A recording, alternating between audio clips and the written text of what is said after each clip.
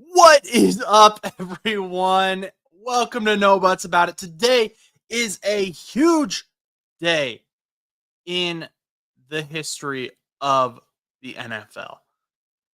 We are about to enter into day one of NFL free agency, starting here in just about 5 minutes. And it's going to be a big one. It's going to be exciting. Last year we did this live stream, and right away players were saying, "Boom, boom, boom, boom, boom." It was quick. It was fun, and I've got every news source that you could possibly think of pulled up, so that as things are happening, you will be the first to know about it. Well, I'll be the first to know about it, and then I'll tell you. So you'll be the second person to know about it. But I'm excited. Let's go over, while we've got a little bit of time here, let's go over some of the signings that have occurred today. I just woke up, full disclosure, and I couldn't, post stuff while I was asleep. So these aren't even updated on the website yet. I don't know that I will get around to doing so. But I know that JC Horn, safety for the Panthers, received a deal. And JC Horn, he's an underrated safety. There are some people. I'm in a Discord, Bob's Card Market. If you like trading cards, go join Bob's Card Market. It's a great market over there for trading cards, and I'm a mod, so you get to hang out with me. But anyway, he received this deal, and a lot of people were like, "Is this guy really even that good?" And the answer is yes. JC Horn really is that good. He's worth it, and he's a younger guy that the Panthers wanted to build their defense around starting now. And the Panthers have a lot of building to do, that's for sure. But I believe it was 4 year, $100 million contract, so about 20-25 average, highest paid safety in the NFL now. X is also having a hard time loading, so hopefully X doesn't go down, because that would be bad. That would be very bad. But I want to hear from you as well as we get ready to go here. What is your favorite signing? What's your favorite trade that has happened so far? Make sure to let me know here in the comments, and we will talk about that as we get closer and closer to the big reveal of who is going where. And we're going to have plenty to talk about. I mean, there's going to be no downtime whatsoever between NFL free agency, between, what's been going on leading up to this. I mean, yesterday was crazy. Yesterday by itself was absolutely wild. We had Myles Garrett signed a huge contract. You had Josh Allen signed a giant extension. I don't think anyone expected that. Shout out Bob's. That is right. Bob's Card Market is a great card market. I just told you all about it. Waxy Packs here agrees. If you love sports cards, go join Bob's Card Market on Discord. How do I gift a sub? Honestly, don't. You can just subscribe if that's what you mean. I don't know if you mean like give me money, but I don't know. But if you just subscribe, it should be down in like the lower left corner, like over here somewhere, or maybe it's over here now. Depends on the update. But you should be able to subscribe pretty easily, hopefully. I would hope YouTube would make them subscriptions easy. If not, that'd be difficult and harder on me, because we're trying to hit 1,000 subs. I asked Chuss if he was going to join us, and he texted back maybe. So that's all I got for you guys is maybe. Chuss might join us. But I appreciate everyone who does join us for stopping by here. And we still got just about 2 minutes here. X is not. That's where all these tweets are going to be coming through, obviously. So that's where all the big news is. If that goes down right now, that's going to be tragic. Come on. I don't even know what we do.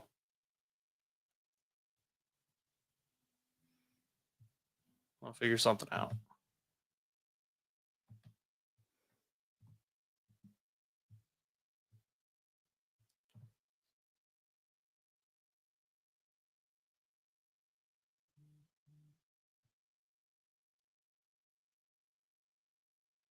I think X might have. Oh, are we good? Okay. All right. Dude, I was not alone in the issues. Ari Mirov actually tweeted, "So, is this thing working?" 2 minutes ago. So, um, not alone there. Let's see what's happened here. Just the last few minutes. Why is Ari tweeting at Bangalorian? I mean, Bangalorian's another good X account. If you looking for people to follow on X, Bangalorian is a friend of mine, and I'm a fan of his. So, uh, guard Ben Bredson just signed back with the Bucks, 3-year, $22 million deal. 12 million of that is guaranteed. Khalil Mack, big deal here. Khalil Mack is staying with the Los Angeles Chargers right ahead of free agency. He signed a 1-year, fully guaranteed $18 million deal. So that takes a huge name out of free agency, literally minutes before we started, and we've already got Khalil Mack back, $18 million fully guaranteed contract with the Los Angeles Chargers. So we know where Khalil Mack is going to go. And like I said, JC Horn, he's been extended. That's another big signing. So let's see what else we get here. It says that Jonathan Allen, who was released by the Commanders, and he's an awesome DT. He has been hanging out with the Minnesota Vikings, which would be an insane signing for that defensive line. Jonathan Allen is a very good player. And X is like struggling. This is going to be very problematic if if X is not able to keep up. Like, come on, Elon needs to get on this, man. Like, let's hope these other trackers are able to help us stay up to date, because X was what I was dependent on. That may have been a mistake.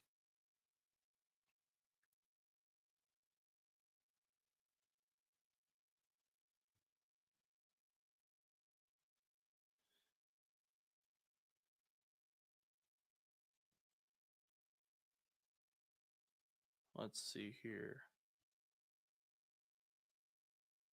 I don't think it's my internet, because other people seem to be having issues too. Is that anyone else having issues with X right now with loading?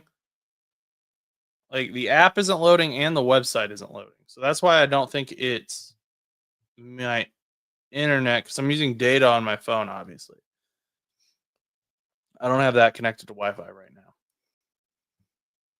We're going to do our best here, though, to keep you guys updated.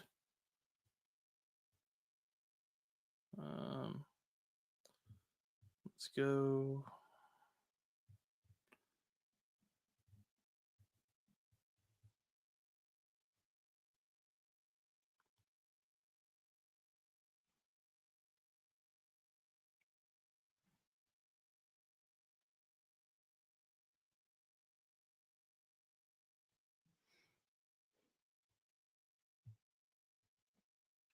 Let's see what we got going on here. I mean, we're officially open right now, but I don't know that anyone can report anything, really, at least efficiently. Because I mean, X is, in my opinion, the most efficient way to report this kind of stuff, but it's not loading.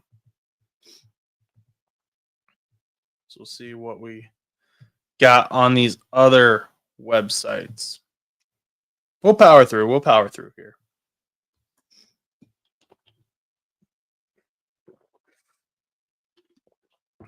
Today would be a good day for the Cincinnati Bengals to sign someone. One of the big three.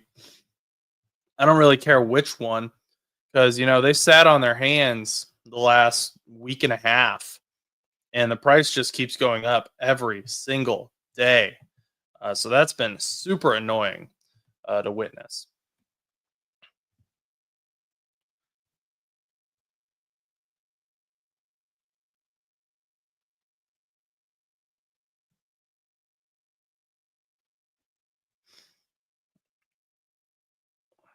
Cardinals re-signed guard Evan Brown to a 2-year, $11.5 million deal. That's not a free agency signing. That happened just before free agency. Uh, I've got some. This is so annoying, guys.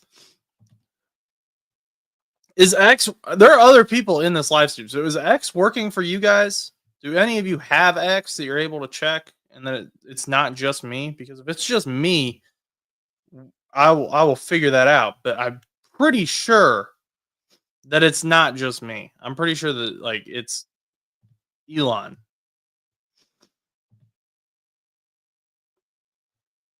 I'm blaming Elon Musk here, which is pretty popular thing to do right now. Which understandably so. I'm not saying that's a bad thing. Not saying it's a good thing. Right now it's pretty annoying though.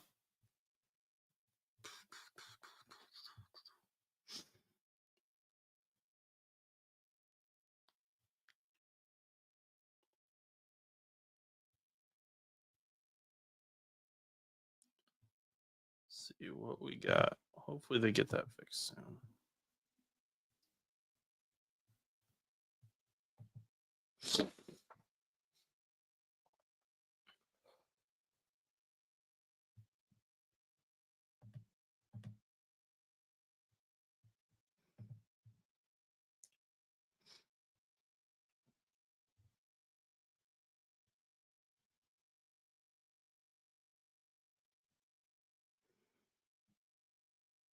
Okay, we got Hasan Reddick agreeing to something.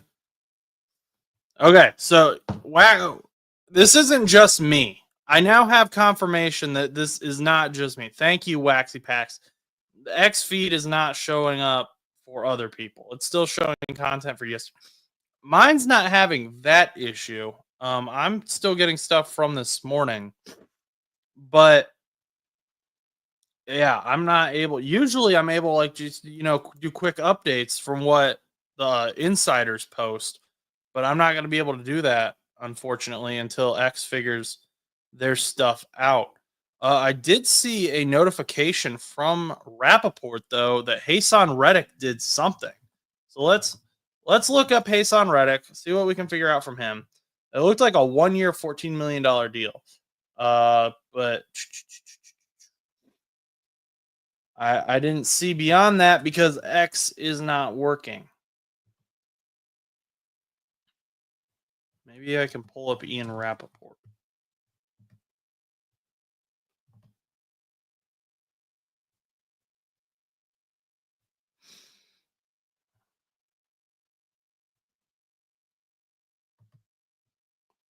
Dude. Elon Musk is about to have a ton of angry NFL fans after him if this does not get figured out here in the next few minutes. Like, this is one of the worst days for this to possibly go down. And I am very annoyed.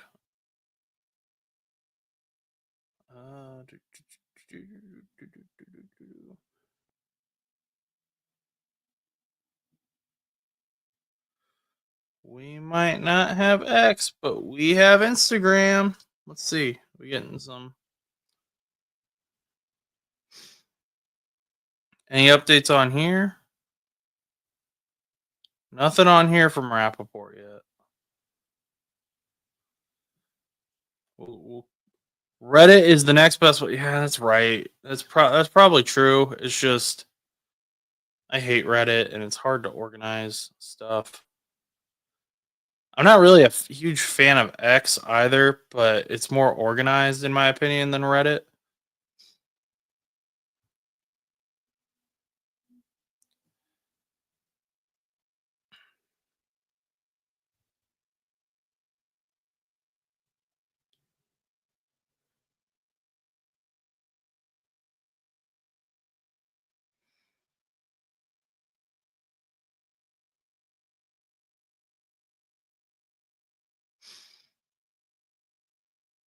Dude, this is really freaking annoying.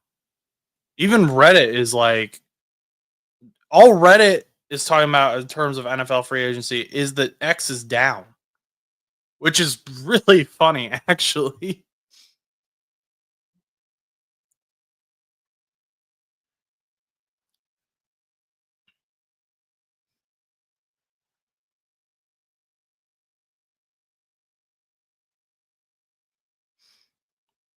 So Schefter just tweeted out that former 49ers offensive tackle Jalen Moore reached an agreement today on a 2-year, $30 million deal, including 21.24 million fully guaranteed, and is signing with the Kansas City Chiefs.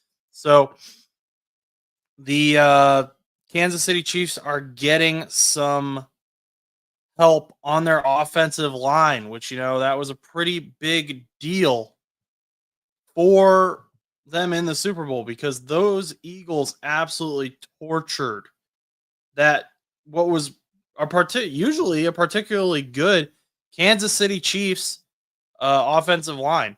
And then the Chiefs traded away Joe Thuney. They've been doing some other stuff with Trey Smith. They've been reworking that line, and we got to move. We got to move here. It's looking like, and it's we got Chris Godwin.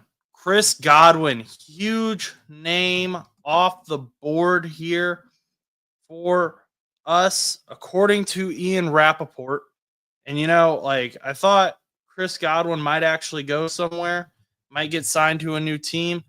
That's going to be a negative, Ghost Rider. Chris Godwin is staying with the Buccaneers. And it's like, why did they wait? I would make fun of them for waiting to this point, but also, like, the Bengals have been waiting to this whole point to re-sign our stars, so I guess I can't really say anything. But Chris Godwin back with the Bucs, 3 years, $66 million chance to make 24 Teal done, but that doesn't make any sense. I think you got a typo there. But $44 million guaranteed, $64 million chance, 3-year deal. So that's a great signing. Get him off the board early for the Tampa Bay Buccaneers.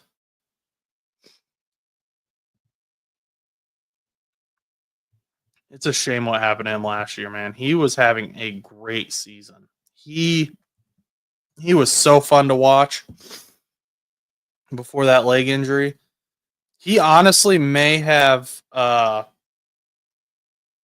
competed with Jamar Chase there for the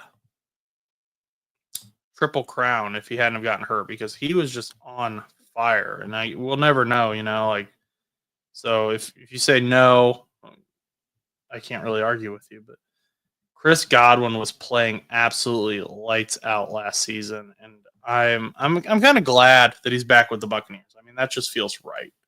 Feels wrong for him to not be a Buccaneer.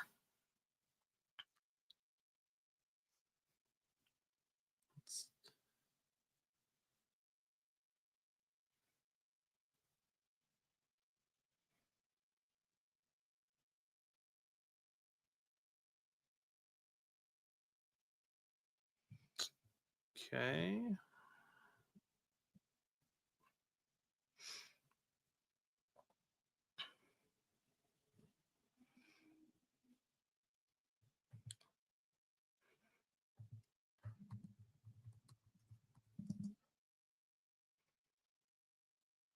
Let me know what signing you want to see today.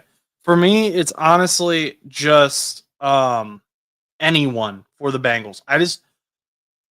I am so annoyed by what the Bengals have done, what the Bengals front office has done to themselves, because there have been people telling them how to sign these players. They have been telling them, hey, you can sign this guy to this contract, this guy to this contract, this guy to this contract. These are all reasonable contracts that will likely, be accepted.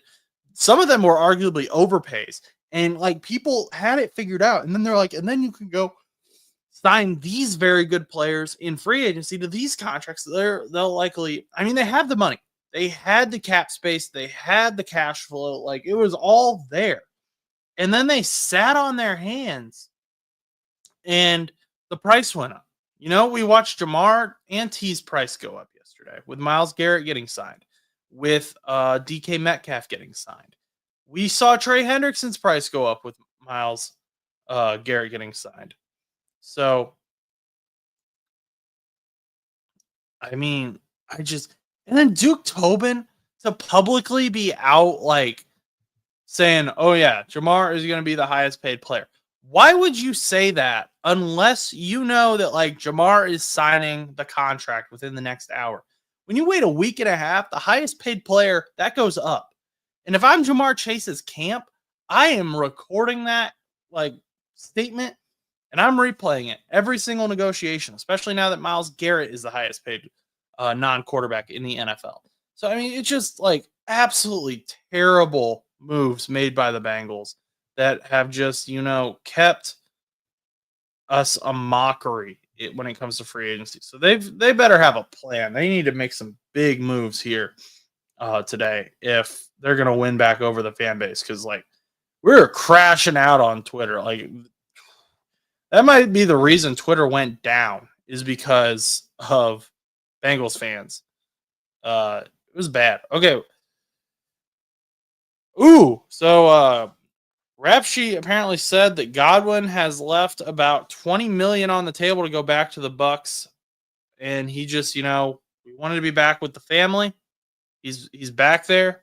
I bet, yeah, 86 mil. That's what that would have been. I bet Chris Godwin could have got that. Oh, I finally found the Hassan Reddick thing I was talking about earlier.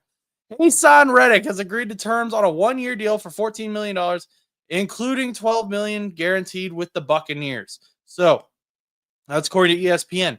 So the Buccaneers are getting going early, bringing back Chris Godwin, bringing in Hassan Reddick, who is a phenomenal signing if he actually plays. Last year he held out with the Jets and didn't really play too much, but he can be a great pass rusher. That contract's a little much, but apparently he's agreed to it. So hopefully the Buccaneers actually see him on the field. That's a great signing. The mostly guaranteed contract, $12 million guaranteed, $14 million. I'm excited for the Buccaneers. I like that they are getting going early here. We're just, going to keep praying at some point that X finally figures it out.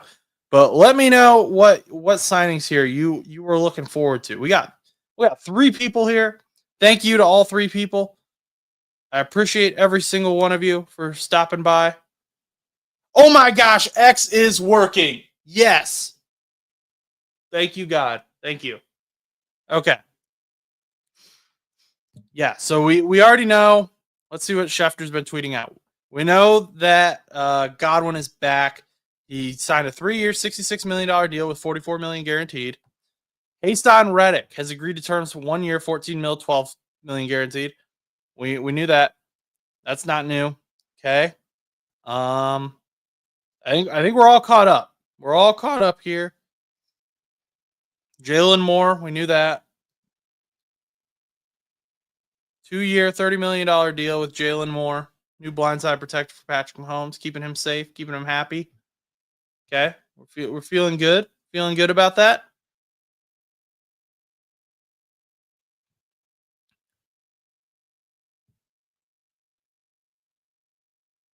Who else do we have? What teams do we have in here? What are you guys looking for? Who are you trying to sign? Who's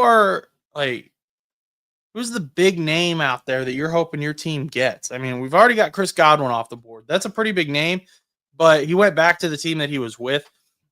So that's not, that's not a gut punch to me as a Bengals fan, since he's a wide receiver.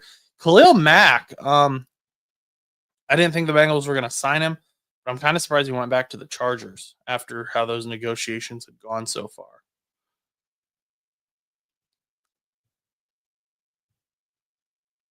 Come on. Come on. We need some music. I'll take all the O linemen we can in Chicago. So here's the funny thing about Chicago, Eric. All of your guys' O linemen that like you guys hate, and I like you. They suck. We don't want them anymore. We want better protection for Caleb, and understandably so. are the same guys that I keep seeing Bengals fans mock drafting or mock assigning in free agency to the Bengals. I'm like, I don't know that I want some of these guys. Like, there's some guys that I'm like, okay, I guess if they're there and they're cheap or something, maybe like I'd take them, but they have some injury issues. So like Tevin Jenkins, um, he's had some injury issues, right? So I don't know. I'm not gonna sign him to a big contract, but I'm not even sure he's that good because you guys keep saying you want O line and we want O line, but I don't want your guys' leftovers. I want the top guys for Joey B. I don't want Caleb Williams, discarded bodies, for lack of a better term. And X is back down. Woo! So happy.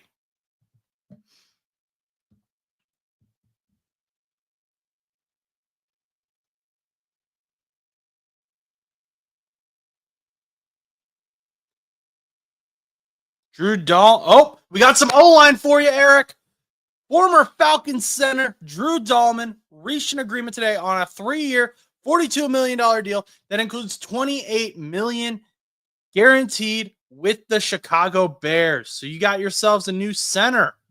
Let's get ourselves a photo of who is the new Chicago Bears center. Let's pull up this photo here of him. Well, that's a photo of him being injured. We don't want that. We want the new Chicago Bear Drew Dahlman. Where you at, buddy? Where are you at? Gotta find a JPEG file here.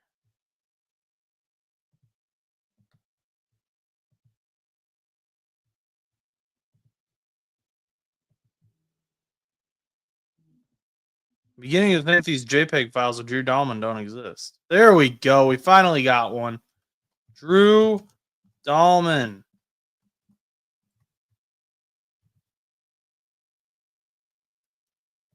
Get that in the folder.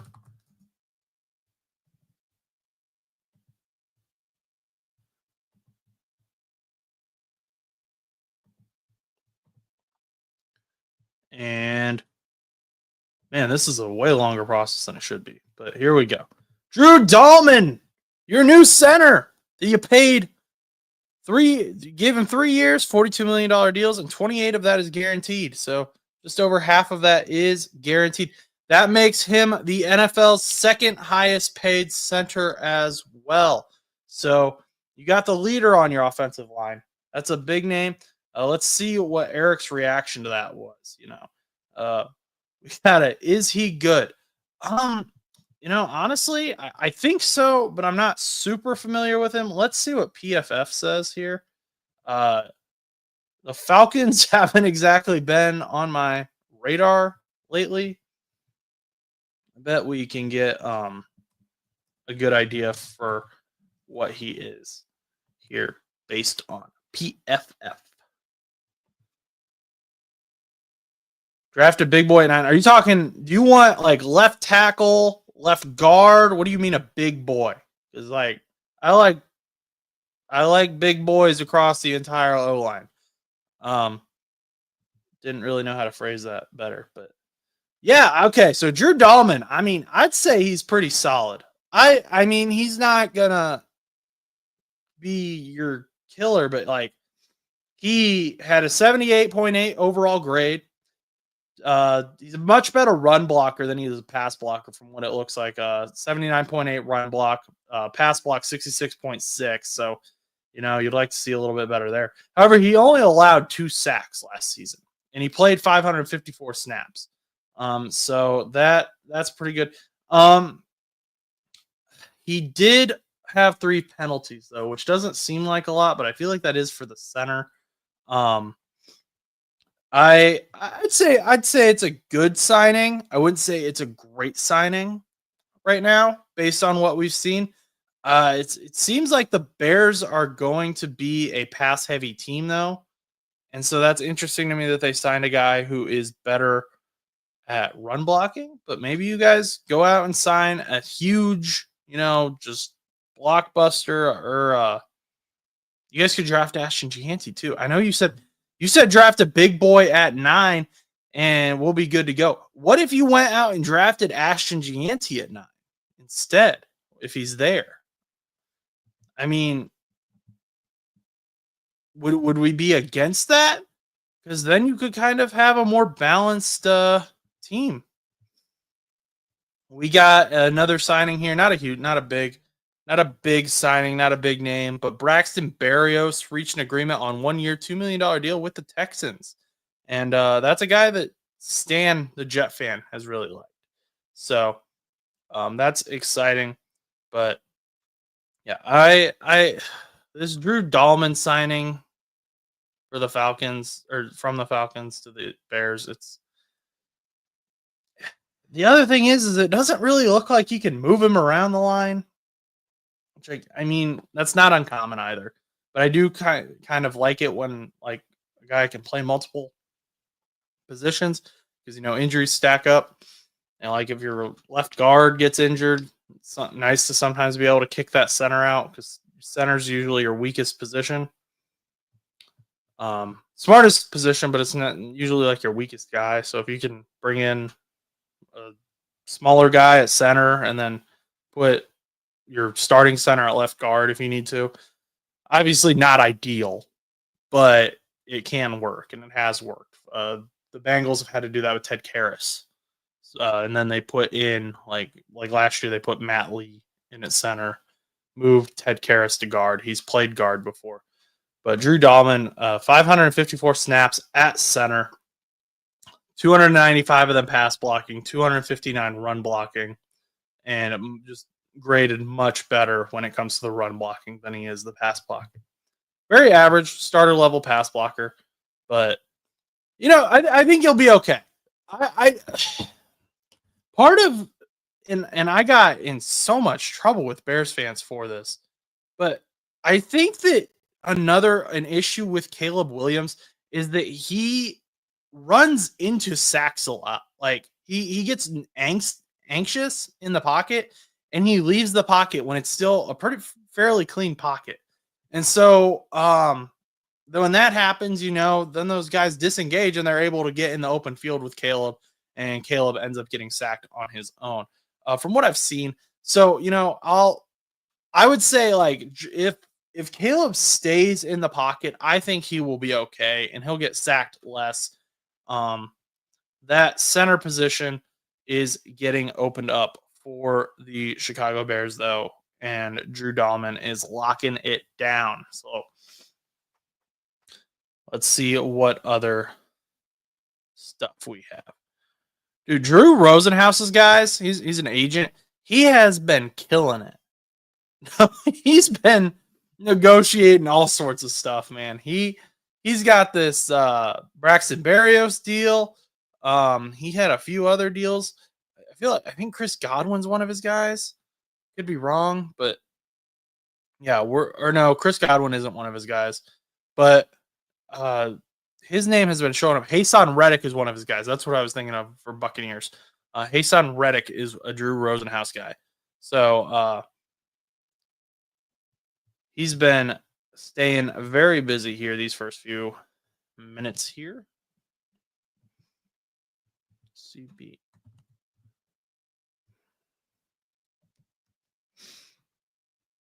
Sam Darnold's still out there. Let's not forget some of the big names we still got out there. Sam Darnold, Josh Sweat, Trey Smith went to the Chiefs, so we know what's happening with him.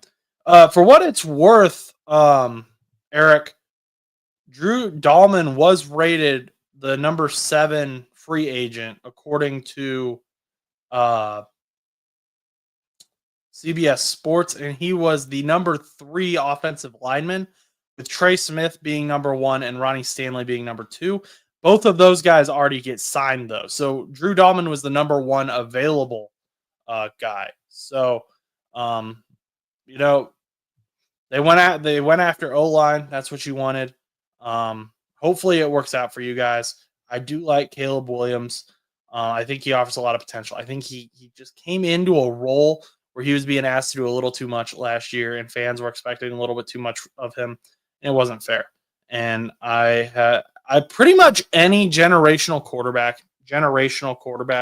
If you come in to a draft and you're going to say this guy's just going to light up the league, I'm going to say 99% of the time I'm going to say that they're going to be underwhelming because you know we get these high expectations as fans, and then as rookies they're not there yet. They don't have that experience. So all these high expectations were there for Caleb Williams. He was going to take the Bears to the playoffs. They were going to like do all this and they were going to do all that. I knew one guy who said Bears were going to the Super Bowl because of Caleb Williams. And then he was like, "Oh my gosh, Caleb Williams sucks. He didn't get us to the Super Bowl." And that's not a fair statement. That's not a fair standard to hold him to. Oh, we got us a signing. I saw BJ Hill's name somewhere. Okay, BJ Hill is back with the Bengals. 3-year, $33 million deal that includes a $16 million guarantee. I want to talk a little bit about that, but Elijah Mitchell is going to the Kansas City Chiefs on a 1-year deal, according to Adam Schefter. So BJ Hill, finally, the Bengals got something done here on a bigger, not one of the big three. We're still holding them to that, but getting BJ Hill back is huge, in my opinion, for the Cincinnati Bengals, because BJ Hill, he kind of had to step up last season. He kind of had to be really the only sack producer on that line aside from Trey Hendrickson. And when he was getting beat up, when he was getting hurt, it was causing issues. We were having some problems because the Bengals did not have good defensive linemen. And now it's even worse.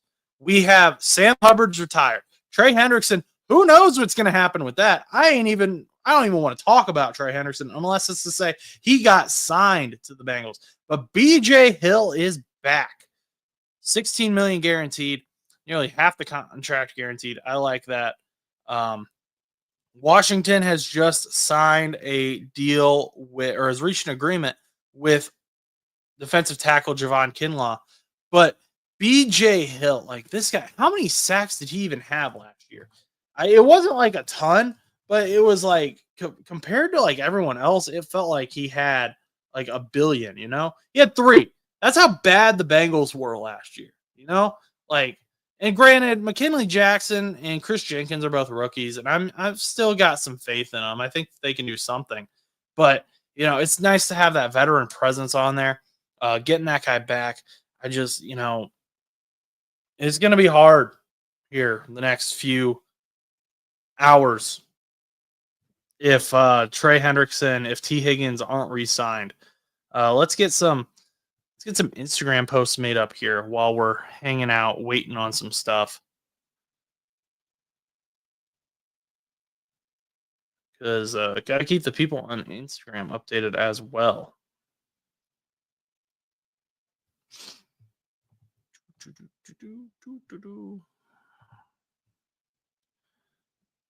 Dude, I still can't believe X went down. Like, that is absolutely insane.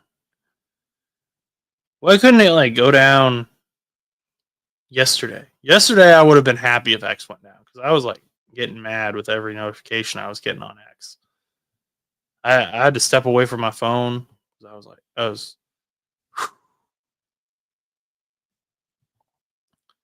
not a happy camper. Not a happy camper whatsoever.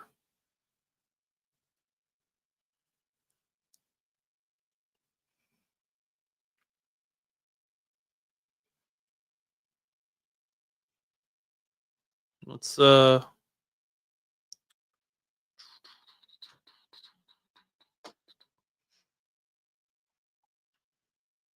just make a simple people should be coming to the live stream if they want news. You know what I'm saying? I ain't gonna keep posting on Instagram. That's just gonna be a pain. That's just gonna be annoying. And I'm gonna be annoyed. You're gonna be annoyed. Let's see here. Dude, I do like wish the Bengals would sign like Javon Kinlaw. Like I don't know if I want the Bengals to sign wanted the Bengals to sign Javon Kinlaw, but part of me is like I wish the Bengals would sign Javon Kinlaw to something cheap. I want to see what this contract is that the Commanders gave him. He's not great, but I feel like he's be depth. I maybe just I mean that's where I'm at as a Bengal. I'm like, it's kind of a recognizable name. Maybe the Bengals should sign him, but I don't think he's really that good. I think he's got some injury issues, so maybe I should be happy the Bengals didn't sign him.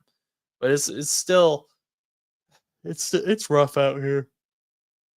It is rough being a Bengals fan. I do not recommend being one.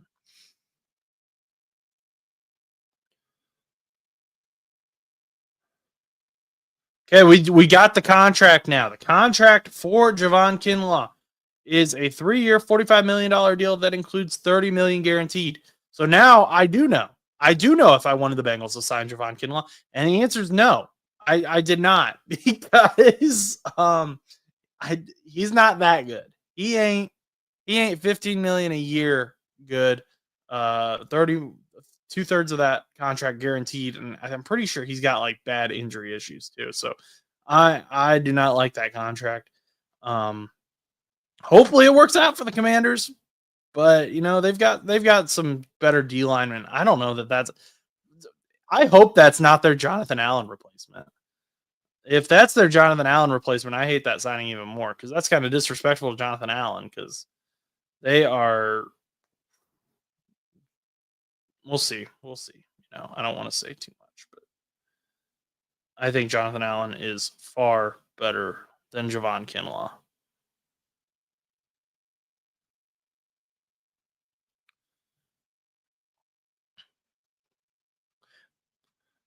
You guys know the song Miles on It by Kane Brown and Marshmello? That song's been stuck in my head all day. Like I even went and took a nap and it's still stuck in my head.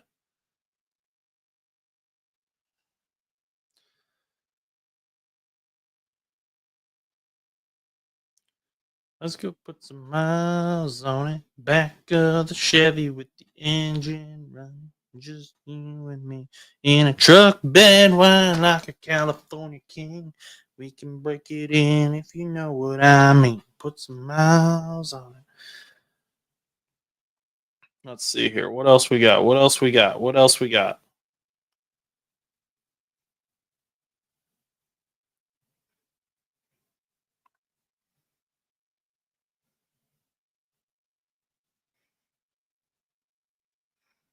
Let me know in the comments. Like, we got Eric. Eric's been commenting a lot, and I appreciate that. But Eric, you're talking all by yourself. We got other people here in the stream that can help you out.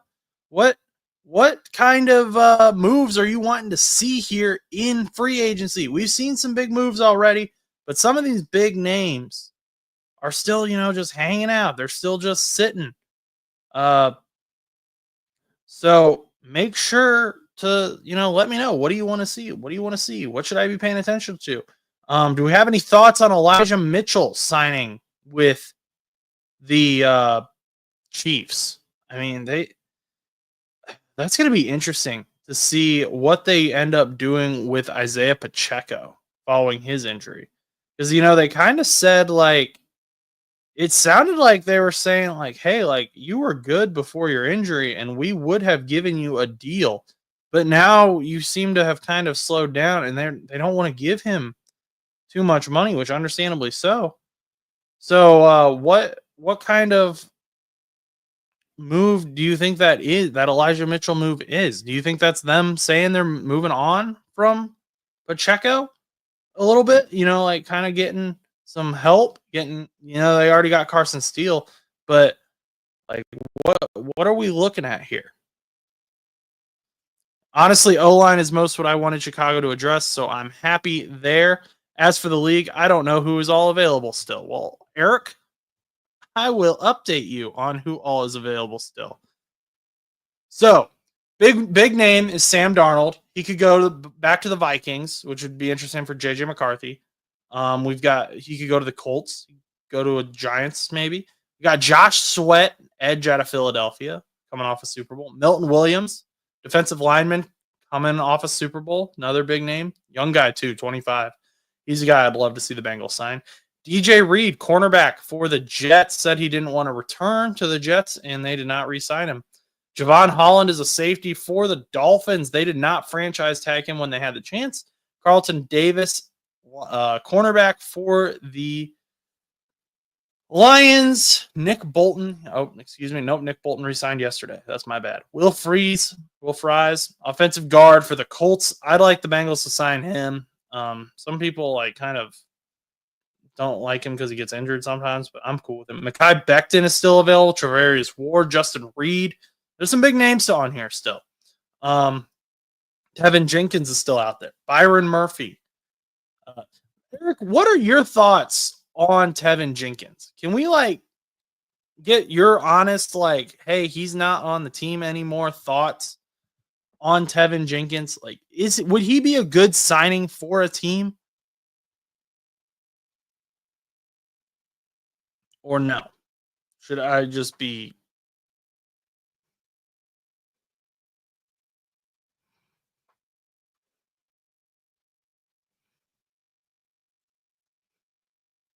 and we'll keep once X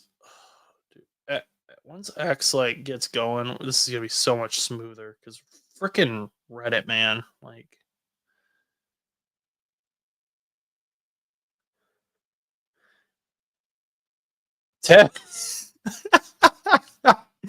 So those are the official thoughts on Tevin Jenkins. Okay, so that's kind of what I thought, and I keep seeing people mocking him to the Bengals. I'm like, I don't even think he's that good.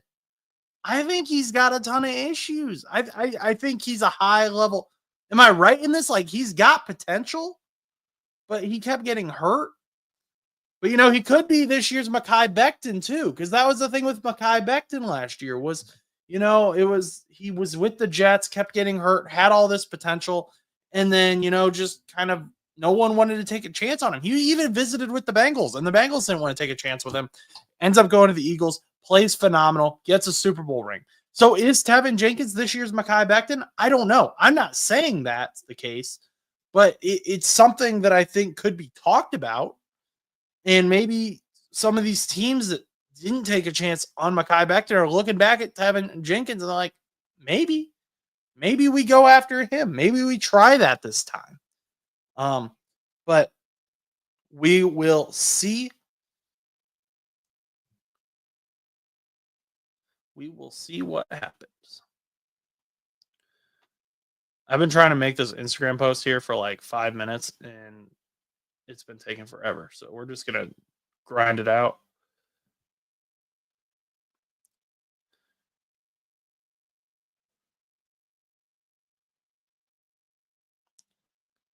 Link in bio.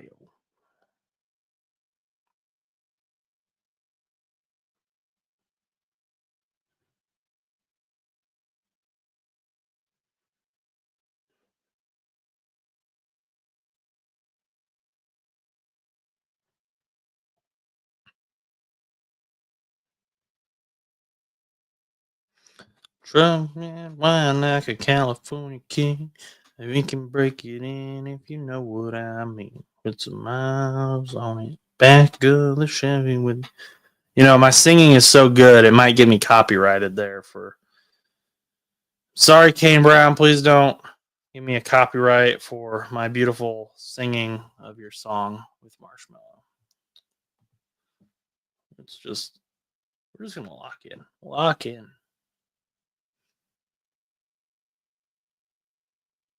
Patriots are signing standout linebacker Robert Spillane, the former Raider. That's marked as a rumor. Okay, so here's what could be interesting. This isn't from a certified source yet, but I've been hearing a lot of this from some beat reporters here I'm in Indiana, but listening to the ones in Pittsburgh. Aaron Rodgers could be a realistic candidate to be the next quarterback for the Pittsburgh Steelers. Apparently talks are, going well. and they could be close to reaching a deal. So I would be very interested to see if something actually happens with Aaron Rodgers and the Pittsburgh Steelers, because he didn't really look great last year, right? And so maybe he wants to redeem himself. I personally would kind of laugh if he was in the AFC North, but that's just me, right? Like, who am I? Who the heck am I? I'm just a guy. And that's why I wanted Chus to join in. So, okay, we got Eric's. This is Eric talking about Tevin Jenkins. Injuries, yes, it's hard to say with players like that. Sometimes a change of team just benefits their career and end up in a great situation. See, and that's what I'm saying with Mekhi Becton. Like, he might just I don't know what even happened with Mekhi Becton. Maybe he just got lucky for 1 year, but they've got Stoutland is a phenomenal offensive line coach in Philadelphia, so that doesn't hurt. But he stayed healthy, had a good year, and now he's a free agent again. He's probably going to sign a fairly good contract, I would think. So I could see some teams trying to get a deal with Tevin Jenkins, and we'll see what happens here. I do, if Aaron Rodgers gets signed here today while we're live, I'm going to go crazy. But I'm going to tell you what usually happens here. What happens is we go off because there's nothing happening after like 2 hours. And then, right then, that's when everyone starts getting signed. So I'm going to try to power through as long as I can here because I want to be live when a bunch of this stuff happens. So we are going to, I swear, I will get this tweet out. I will get this X out. I will.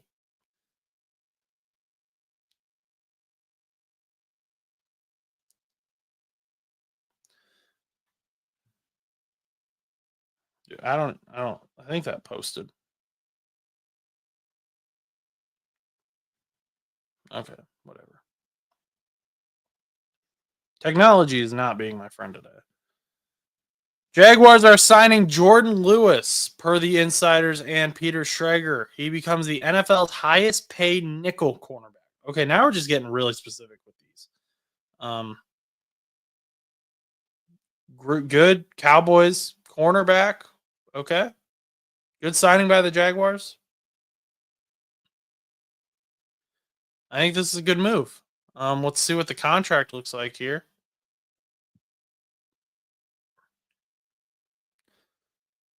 This is really not a good look for X though, because everyone is posting on Blue Sky, which is kind of like X's rival, I guess.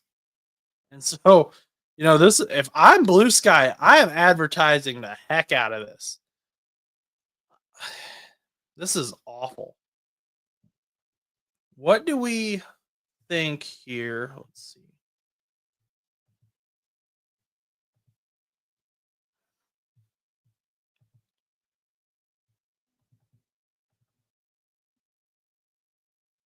This here is the future quarterback of the Pittsburgh Steelers. I mean, you might not like it, but this is the future. Oh, we got another notification here. Oh, we got a quarterback signing. We got our first quarterback signing of the day. It's a big one. It's he's played in a Super Bowl before.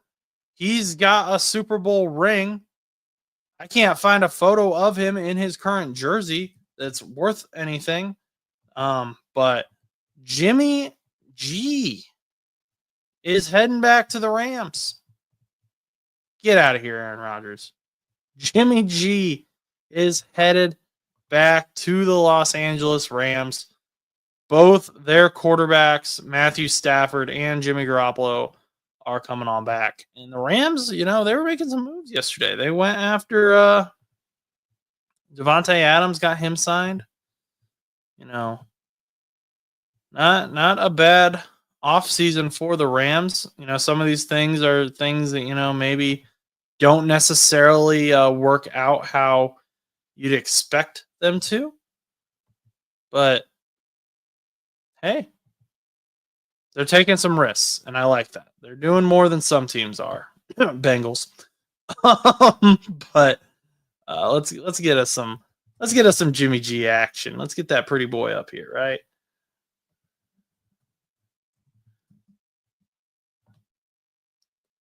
Pretty boy Jimmy G. Pretty boy. Dude, I wonder what that means for Stetson Bennett though. Like, are they just got no confidence in Stetson Bennett? That is Jimmy G. That is our latest signing here. He gets a 1-year deal per Mike Garafolo.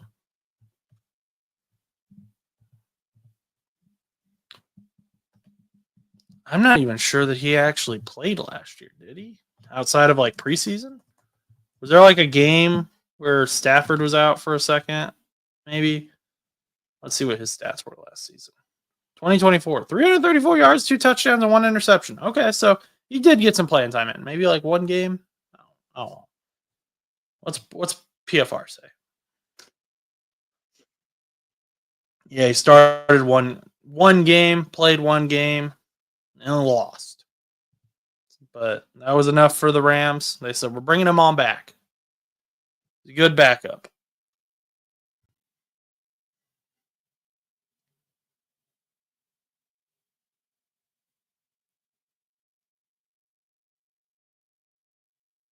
I would, so like I said, I was saying this earlier, and we've had plenty of other trades and stuff that have happened that we can talk about. But the Bengals have literally like lost all faith from their fan base. Like their fan base is pretty much sitting here watching free agency today, looking for a reason to believe again. And that's just because it was so easy. It was so easy. It was all right there. What to do. The model, it was all set for them. And they just, sat on their hands. They didn't do anything. They thought that they were better than what they were, and they got cocky. And you know what happens when you get cocky? You lose out on good players. Duke Tobin's out here saying, we're not in the business of losing good players. You ain't in the business of re-signing them either. You let Jesse Bates walk. Okay, I defended that. You didn't re-sign T. Higgins last year. Okay, I kind of got that. Maybe you didn't extend Jamar Chase. I was like, you couldn't really extend Trey Hendrickson, but it's like now you can. Now you can do all that stuff, and you're just refusing to. Why? You're gonna have to pay these guys money anyway. You're gonna have to. You know that you want to pay them, and you know that you're gonna have to pay them a lot of money. But the longer you wait, the more money you end up having to pay them. So it should be like, you should know that. This should be an instant signing thing. Guys, like, this is simple. It's simple economics. If the time to money ratio is like over here, you pay them down here so that the money's down here. It's basic. And yet the Bengals can't figure it out. And so that's why the fans are just getting like angry for good reason. I can't blame them. I'm angry. So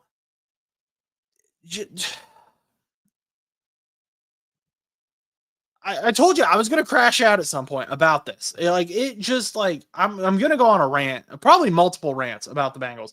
The more some of these free agents get signed. Like I think the Bengals are going to need to make a big free agency move, someone who like we can kind of rally around. Last year it was Sheldon Rankins.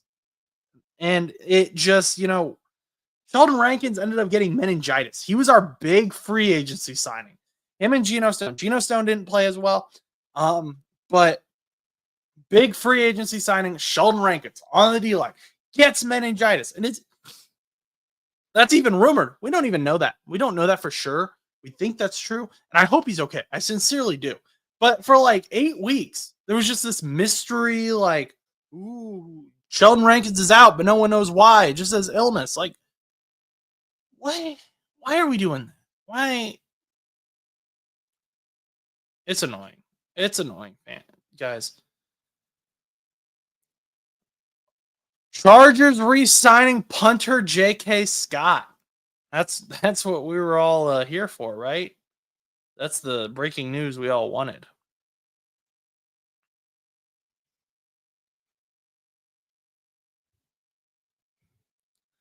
It's important to note none of these signings really even count until Wednesday. I mean, these are all just verbal agreements pretty much right now.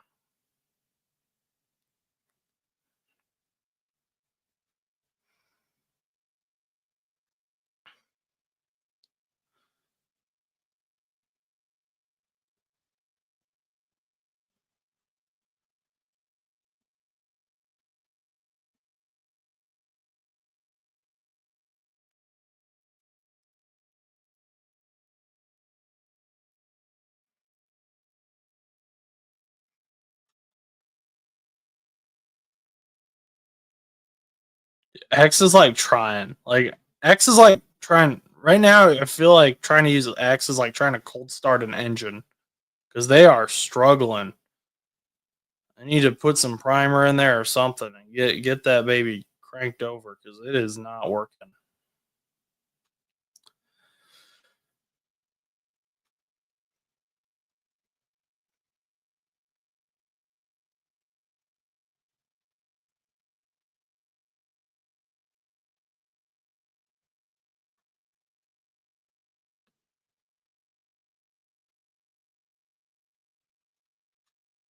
Okay, the latest like signing we can really talk about is Jordan Lewis. Unless y'all want to sit here and talk about a punter, um, respect to punters, but I don't really know that there's a lot that I can say about them. So we're going to talk about Jordan Lewis. He got signed by the Jaguars. He was with the Dallas Cowboys. Older player, 29 years old, but he is a fairly good. Like he's not going to be one of your nickel cornerbacks that blitzes, but he's great in coverage, and that's really obviously the important part that you want with your nickel corner. He's got a 79 grade for coverage. His overall grade is 71.7 because, like I just said, his pass rush and run defense are not good. Like he is not going to be playing near the line at all. So he's going to just be an extra guy you have out in your secondary. I don't even know. They don't have it broken down here, but he probably doesn't even play on the line, so that shouldn't even be an issue. Or play close to the line. He probably plays on the outside more often. I don't know a whole lot about him. I've seen him play a little bit, and he is a good coverage guy. I mean, that's what I was watching when I was paying attention to him. Snaps by position. That's what we want. Yeah, so he lines up. It looks like in the slot corner. So that makes sense. He lines up against the slot receiver a lot, and then wide second most. So definitely going to be a guy who's on like your wide receivers, maybe occasionally a tight end, but usually your wide receivers. You're not going to want him on your tight end a lot. He's been in the league since 2017 and has, stayed with the Cowboys, been a solid player, but now he's heading to Jacksonville. Um, not a like waking up the kids to make some biscuits and gravy or something type signing for me, but it's a good signing for the Jaguars who are rebuilding. The Giants have agreed to terms with Saints cornerback Paulson Adebo. Sources tell Blue Sky Social. What are we doing here, Diana Ruzzini? What? What?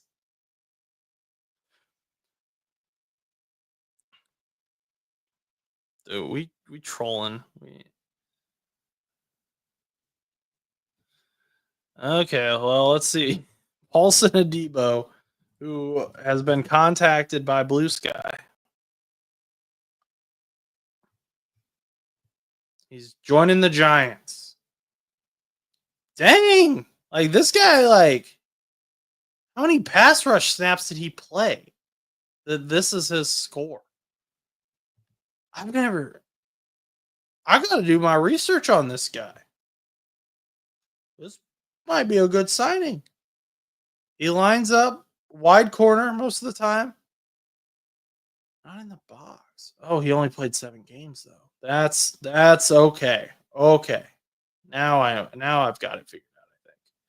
Because like you open this dude's PFF profile He's got a 91.5 pass rush grade as a cornerback. It's like, whoa. But then and he's got 3 interceptions, uh 47 tackles. You're like, dang. But he played in 7 games. Played 436 snaps. Decent. I'm amazed by that pass rush grade. That's crazy to me. His overall grade 63, coverage grade 63, run defense 47. Very, very decent signing. Looks like he's got some ball hawk capabilities. So put him in the right defense, and they might have something here with him. I think I like the potential. I can see it. I wonder what his contract looks like, because this dude's like kind of random. Like, being honest, like, been in the league since 2021. Out of Stanford, was a 3rd-round pick. I'm like intrigued by this guy. This is Paulson Adebo is of great interest to me right now.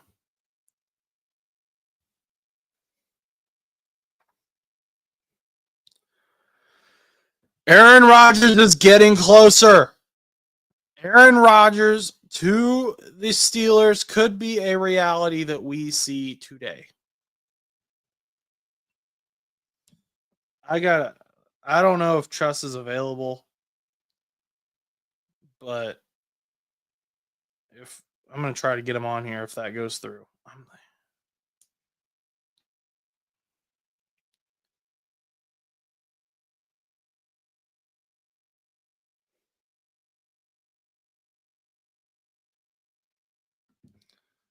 We're going to hear it report. I will get this reported here first on But as soon as I know. Brick. That was one of the guys I wanted. Eagles defensive tackle Milton Williams is finalizing a deal with the Panthers.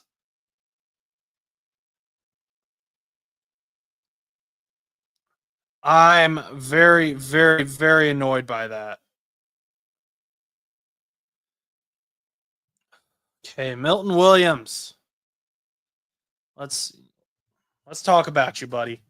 One of the best free agents in this class. And this, I'm going to be honest with y'all, he wasn't someone who I paid super close attention to till this year.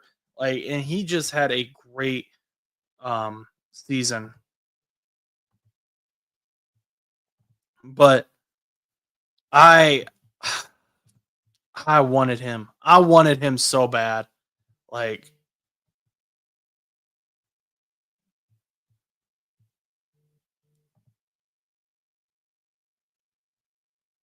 I wanted this man in stripes. He would have been great as a Cincinnati Bengal. Let's see what the contract looked like. I'm gonna be mad if they got him on a deal though. I could see him being pretty expensive as well though, with that Super Bowl ring, increasing some money here. But Milton Williams, oh my gosh, like the Panthers fans should be happy with him. We got Milton Williams here. You got Trust texting me. Well, I don't know if we'll get him on the live stream, but I will tell you guys Trust's thoughts on Aaron Rodgers. He said, I don't want to make a video about Aaron Rodgers to the Steelers. It's a bad move. So he's not a fan. Milton Williams, though, like, I love this move for the Carolina Panthers. Like I said, Milton Williams was a guy that I really wanted the Bengals to go after, and we will see what that contract ends up looking like. But I think that this is going to end up being very good for the Panthers. And, the Panthers, they have had a tendency to screw these things up. So hopefully they don't do that. But dude, this guy, 70 overall grade, 90 pass rush grade. His run defense grade wasn't phenomenal, but that's not what I was looking at him for. The Bengals needed a pass rush. And he had 6 sacks in 2024, forced fumble, 12 solo tackles. Like, this dude, like, when it came to free agency, this was who I wanted. This was my target for the Bengals. And, I'm just I'm hoping this contract's an overpay. I'm hoping the Bengals at least called him and said like, "Hey, you interested?" Because if they didn't, that's another malpractice situation, and we may never know. But Milton Williams is a very, very, very good signing for the Carolina Panthers. I'm very excited for them. Eagles fans will probably tell you that like, hey, Milton Williams is going to be someone who we wished we had gotten. We've got another quarterback deal. We've got to pull off this. So, yep, we got Jordan Schultz tweeting here. Russell Wilson. We've just been talking about how Aaron Rodgers is probably going to the Pittsburgh Steelers, which means that Russell Wilson is, he needed to find a new home. Him and Justin Fields, maybe not Justin Fields so much, but definitely Russell Wilson finding a new home. And where is that home going to be? We wondering, where is Russell Wilson going to sign? Russell Wilson is going to sign with the New York Giants. The New York Giants have a new quarterback. Huge, huge news here for Giants fans. Where did we got? I'm texting. We got now we're getting into it. This is free agency. This is your new quarterback, New York.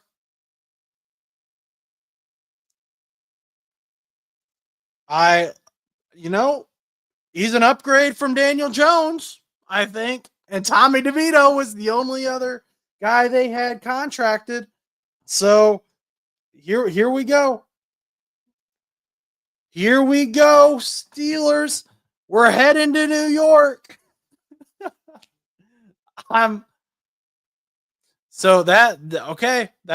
shuts the door on, a Russell Wilson Pittsburgh Steelers reunion.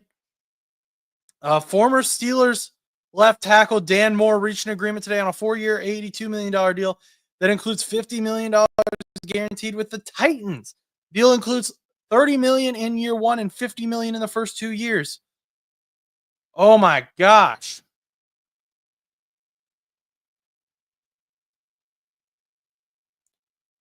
Oh my gosh. So Dan Moore is heading to the Titans. Getting someone to protect Will Levis. I mean, this is what it's all about right here. Dan Moore is great. That's a good signing for the Titans, I think. That's a good signing for Bill Callahan's got to be happy with that down there. He's going to be able to coach him up, no problemo. If you're not familiar with who I'm talking about, Bill Callahan is the father of Brian Callahan. He was with most recently before the Titans, he was with the Browns. So think about the Browns O-line 2 years ago, how good they were. That was the work of Bill Callahan. Big fan of what he's got. I was hoping basically the entire time that Brian Callahan was with the Cincinnati Bengals that we would get Bill Callahan to come join us. He never came down south. He never came to the Cincinnati Bengals. So that kind of sucked. But, he did follow Brian down to Tennessee, and now they have Dan Moore to work with. This is a big contract too. $50 million in the first year is a lot of money. But they say that it's worth it. I think that Dan Moore can definitely be, at the very least, he's going to be an anchor on that team. Very good player. Very exciting for them. So glad he's not on the Steelers anymore, if I'm being honest. But we'll see what happens here in Tennessee. Hopefully Bill Callahan can get him coached up. Because that's a big, left tackles make a ton of money, but $50 million in the first 2 years of a 4-year contract, that's big money. That's good money. Played over 1,000 snaps last season. He had some penalty issues. He allowed 12 sacks. Holy cow! I did not think he was that bad. Okay, maybe I'm taking everything back that I said. Maybe Dan Moore. Maybe this is an overpay. I didn't think Dan Moore allowed that many sacks. 12 sacks. Woo! Holy cow!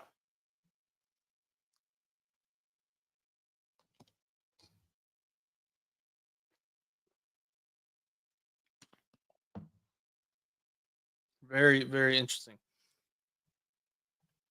What do we think about these moves, guys? What do we think here?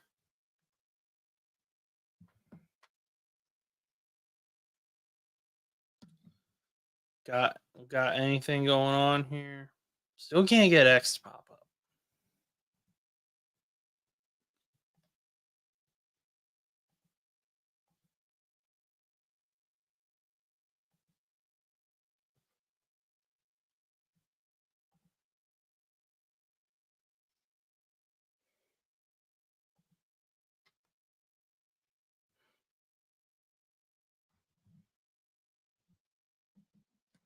Whoa, whoa! I don't even know what just happened there. That was crazy. That was weird. My mic fell down. That was probably really loud.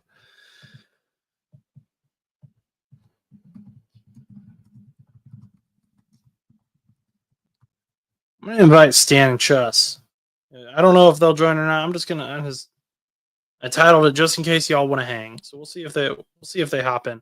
But what do you guys think about these signings so far? We're over an hour here into free agency. Any big surprise? I'd say Russell Wilson to the New York Giants is kind of a surprise. Did not expect that. Patriots are signing Carlton Davis, who gets a 3-year, $60 million deal with $34.5 million guaranteed. Very, very good corner. Good move for the Patriots. Congrats to them.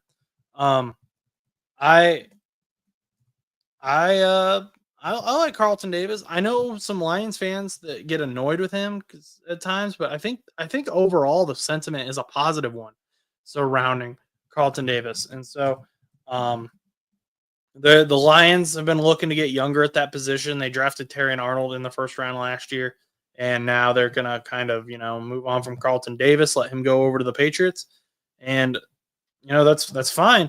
But I think that this will end up being a good move for the Patriots. They just traded away a defensive tackle this morning too for a 2026 seventh round pick. Godchaw got traded, so they've been making moves on defense primarily, which isn't really something I expected. I thought that they'd be doing some more stuff on offense, but Carlton Davis to the New England Patriots is not a bad deal at all. Hopefully, he can kind of be a veteran presence on this team for Mike Vrabel. Sure, Mike Vrabel is a fan of his. 3-year, $60 million deal, $34.5 million guaranteed. So 20 average per year. But, you know, 34.5 million guaranteed is that's nothing to wink at. That's pretty good money. So good for the New England Patriots, good for Carlton Davis. I like this signing.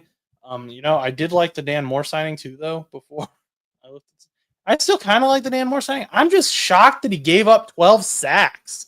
Like that's really what got me. I did not think Dan Moore was that type of guy, but there's some good pass rushers in the AFC North. However, Carlton Davis has a 74.5 overall grade, 77.7 run defense, and that is really what the Lions seem to use him for a lot, was his run blocking ability, his run stopping ability. Great open field tackler from what I've seen. I think he's going to be a great asset to the New England Patriots defense, and Mike Vrabel will get them coached up right. 2 interceptions, not like anything crazy, but still impressive.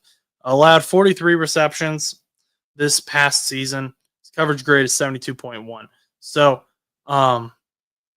he got targeted 72 times, and those resulted in receptions 43 times. So, like over 50% of his targets were caught. But I still like Carlton Davis. I think he's going to be good for the Patriots. Texans re-signed Derek Barnett to a 1-year, $5 million contract. Okay.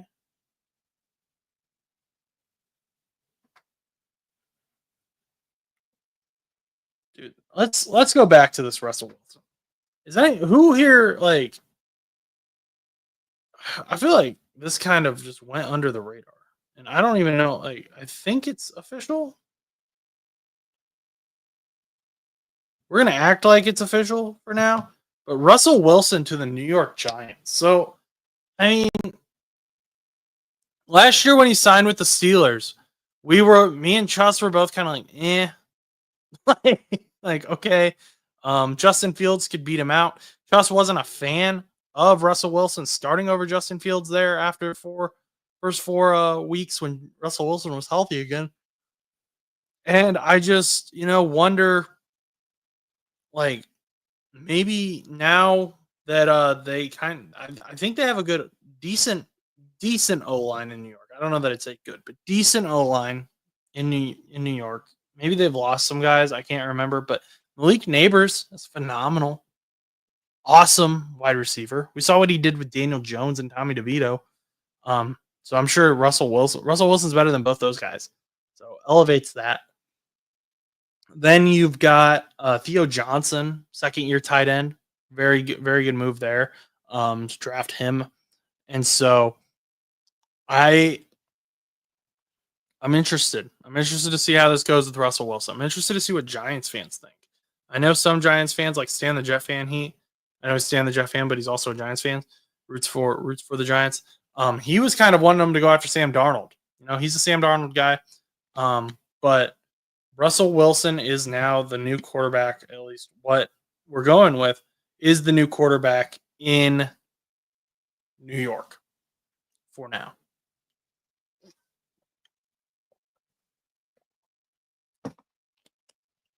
I'm going to step away here to go to the bathroom. But you guys hopefully will stick around, and we'll continue to talk about some of this when I get back. Make sure to leave some comments. Let's talk. Let's have some conversation here on No Buts About It.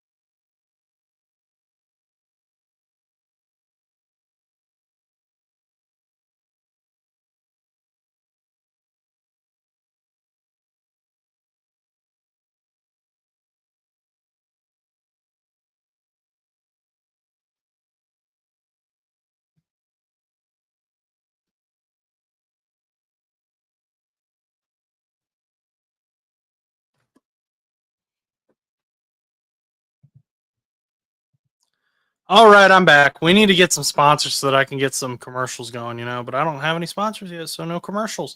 But anyway, yeah,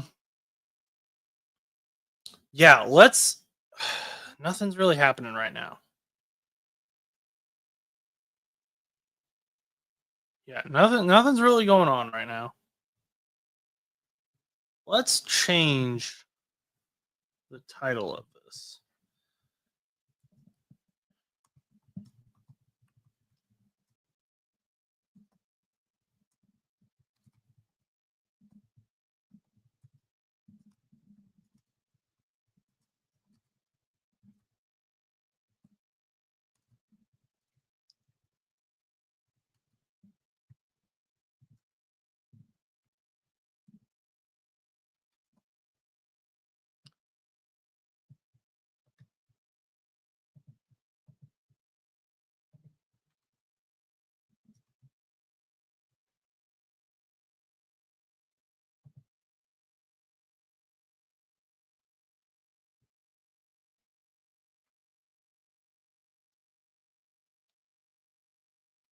So we know where Milton Williams is going to Carolina, so he's off the board. Know where Carlton Davis is going. Lots of big names going quick. Lots of big names going quick here. Aaron Rodgers remains kind of that floating piece out there. Where's he going to end up? I think we're going to see Aaron Rodgers to the Steelers here in a little bit. Sounds like they're getting closer and closer. Yeah, CBS doesn't have Milton Williams signed to the Panthers yet.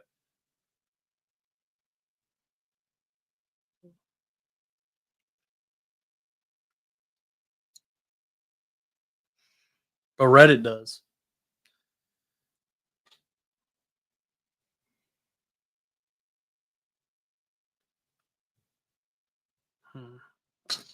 Hmm. Very interesting. Let's see here.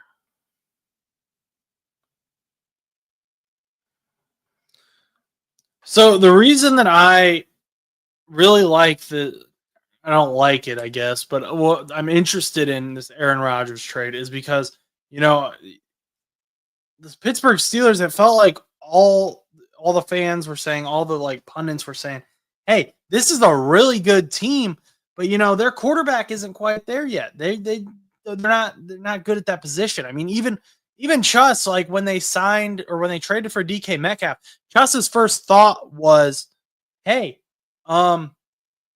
we don't have someone for him to throw to right now." So I don't know how great of a signing. Like he was excited to have DK Metcalf on the team. Your wide receivers, they can't throw to themselves.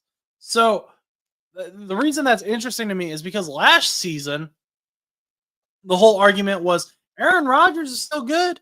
He just doesn't have guys around him. Now they brought in Devontae Adams. They had, Alan Lazard. They brought in these guys that Aaron Rodgers wanted, but it still wasn't enough. That was the argument. It wasn't the guys that Aaron Rodgers, like, team just wasn't there.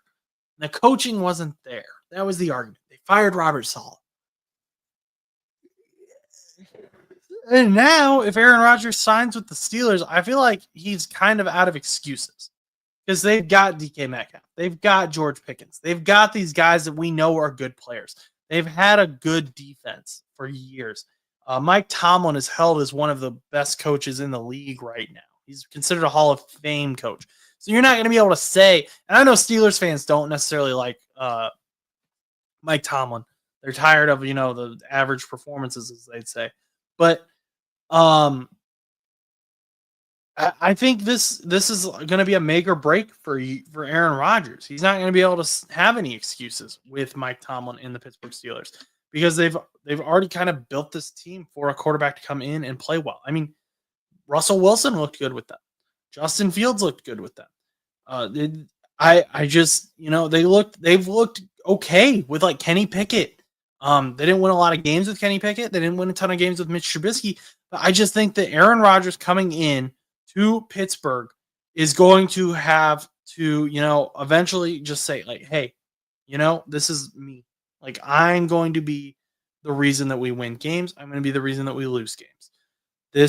If I am not 100%, I need to admit that to myself. I cannot go out here and pointing fingers at players, pointing fingers at Mike Williams. I have to go out and be honest with myself if I had a bad performance. I just think there's going to be, there has to be a level of accountability from Aaron Rodgers to the Pittsburgh Steelers if this is going to work. Otherwise, it's just going to end up in drama. Aaron Rodgers cannot go out there and point fingers at DK Metcalf or George Pickens. That will end horribly. Both of those guys have egos. I mean, I think they would admit that themselves. At least like their player persona has an ego. And so to just, go out there and, if they're doing their best, and same thing with them, by the way, if something happens and it's like clearly their fault, they need to own up to it. But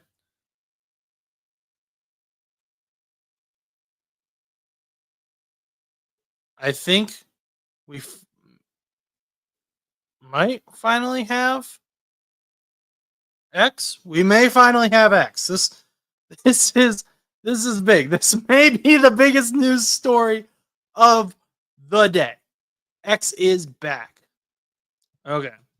let's quit messing around here. Let's get serious.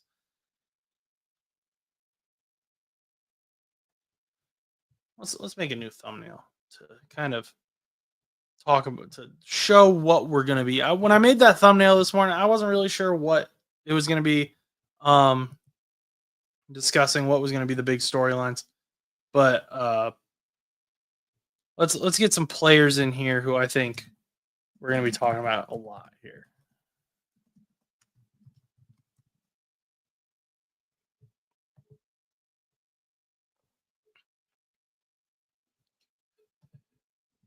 Aaron Rodgers, obviously. Like if Aaron Rodgers,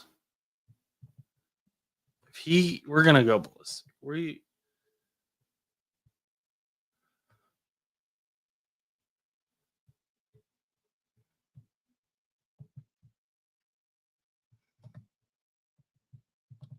build us a new thumbnail here.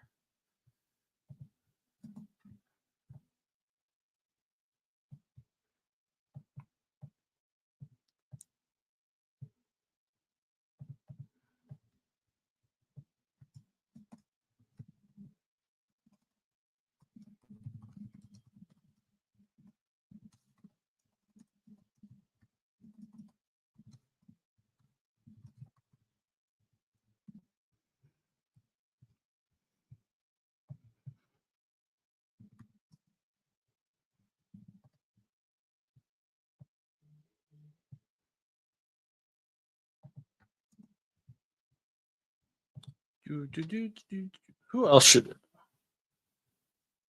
Who's another big name out there that we should add, that we should talk about? We got Sam Darnold, Aaron Rodgers, Khalil Mack. I would have put Khalil Mack, but Carlton Davis, he already got signed somewhere. We already talked about that. Josh Sweat, maybe? I don't know.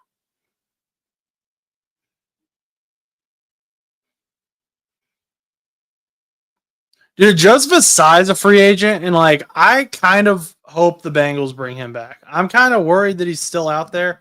Um, he's one of those guys that I don't think Lou ever gave a chance.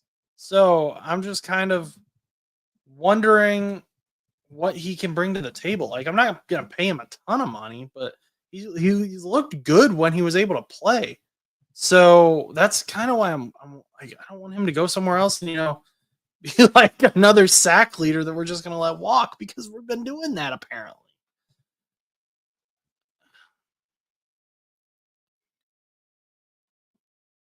Jeremy Fowler's like Twitter is going nuts right now because everything's backlogged for him. Um,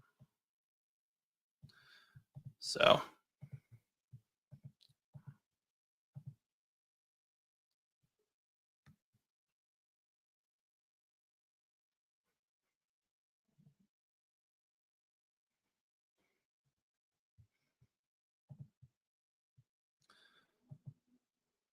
staying kind of quiet right now. That usually means something big is coming.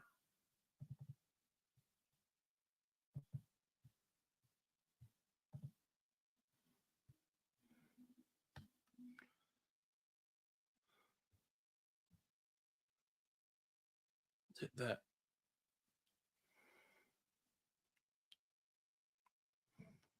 it's been 12 minutes since there's been any news update on Reddit. Um, X is still trying to catch up.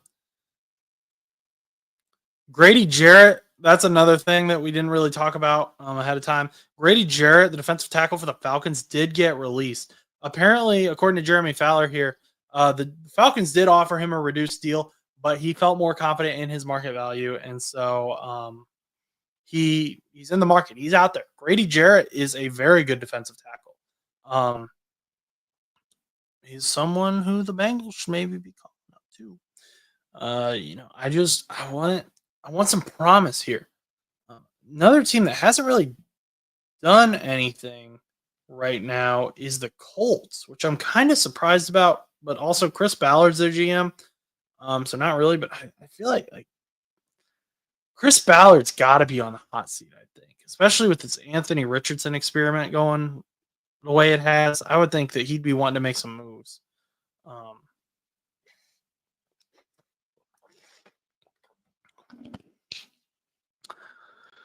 I think if the Bengals got to make a decision here when it comes to Trey Hendrickson, because there are some big edges out here. We got Josh Sweat, Chase Young, Odeyingo out here, and they're going to sign some contracts. And if those contracts are big, um, it's going to become an issue, and it's going to become more of an issue than what it was. However, if you decide to trade him, you hold on to him, and then his value could potentially go up because some of those edge needy teams, those pass rush needy teams, didn't go out and get the guy that they wanted, so they're more vulnerable, I guess, to and more willing to trade for a high level pass rusher like Trey Hendrickson. The problem is though, then the Bengals become one of those pass rush needy teams, and they haven't really indicated to me through any of their signings other than like BJ Hill, but like that doesn't scream anything to me that they see themselves as a pass rush needy team at this time. So like if the Bengals sign an edge, maybe I'd be like, okay, yeah, we're probably trading Trey Hendrickson, but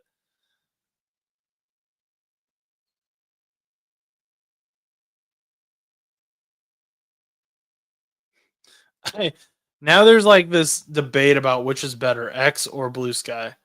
Um, oh, okay, we got us a move here. Patriots are signing free agent offensive tackle Morgan Moses to a 3-year, $24 million deal. I like this move. Morgan Moses, older guy for sure. You know, not amazing. You might say he's washed. You might say he's too old, but you know what? He can hold his own. He's decent.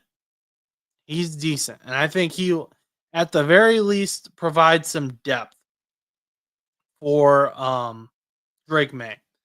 There's some elevators in there. It's worth up to 28.5 million. He's reliable. I like it. I like it. He is a little old though. 3 years is a lot for a 30. I mean, the guy's 34 years old. So is he going to play till he's 37? I don't know.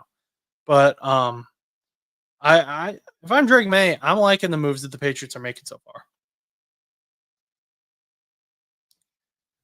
Yes, I am.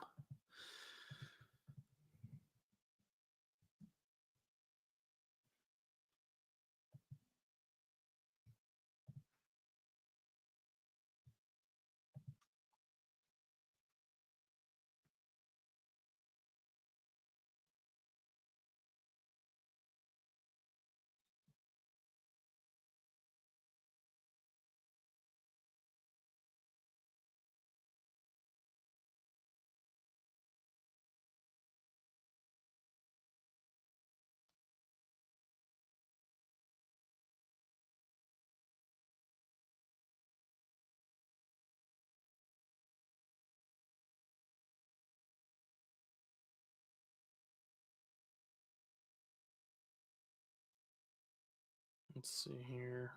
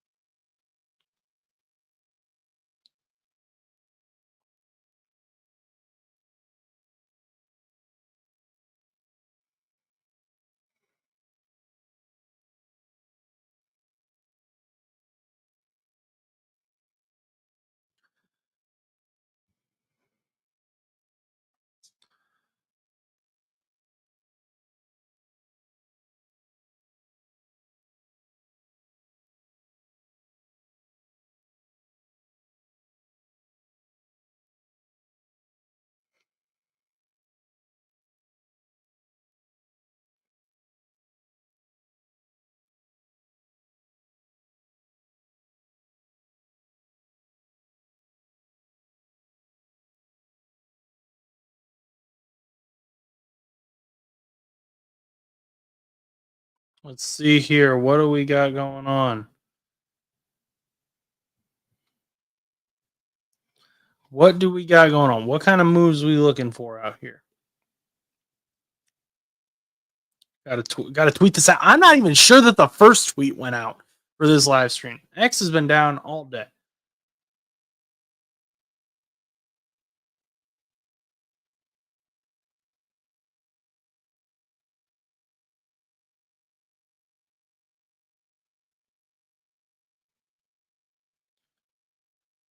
Dude, I'm I'm like waiting for, either the Bengals to do something or for Aaron Rodgers to become a Pittsburgh Steeler.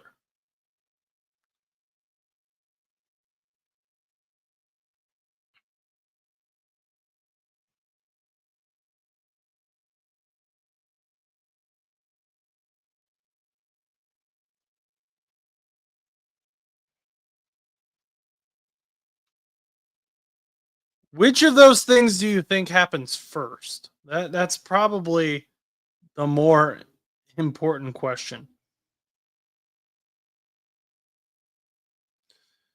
So here's the and there's a lot of, like, I've already explained the first part of why I'm interested in Aaron Rodgers being a Pittsburgh Steeler.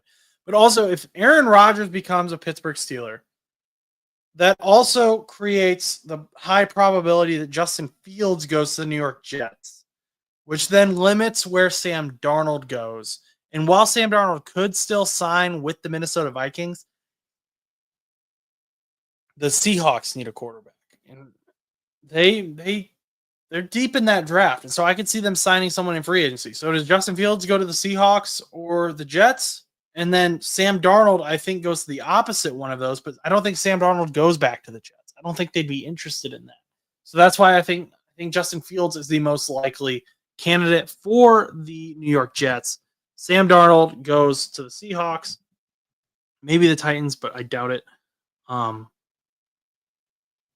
we there's, I mean, quarterback carousel is weird every year, but it just feels like having Aaron Rodgers in there creates. And I said this during the Geno Smith trade video that I made a few days ago. The funniest outcome is if Aaron Rodgers goes to the Seahawks. I haven't heard any rumors of that at all, but if Aaron Rodgers goes to the Seahawks, that is the funniest outcome. Devontae Adams is already with the Rams, but so that's not going to happen. But Aaron Rodgers to the Seahawks, there's so many connections going on here in NFL free agency, and I just love it. We're having fun here. It's a crazy time right now. Apparently, the Panthers, Commanders, Colts, and Titans are all interested in Javon Holland, the Dolphin safety, one of the top free agents. So we'll see which of them actually locks that down. That would be huge for the Colts.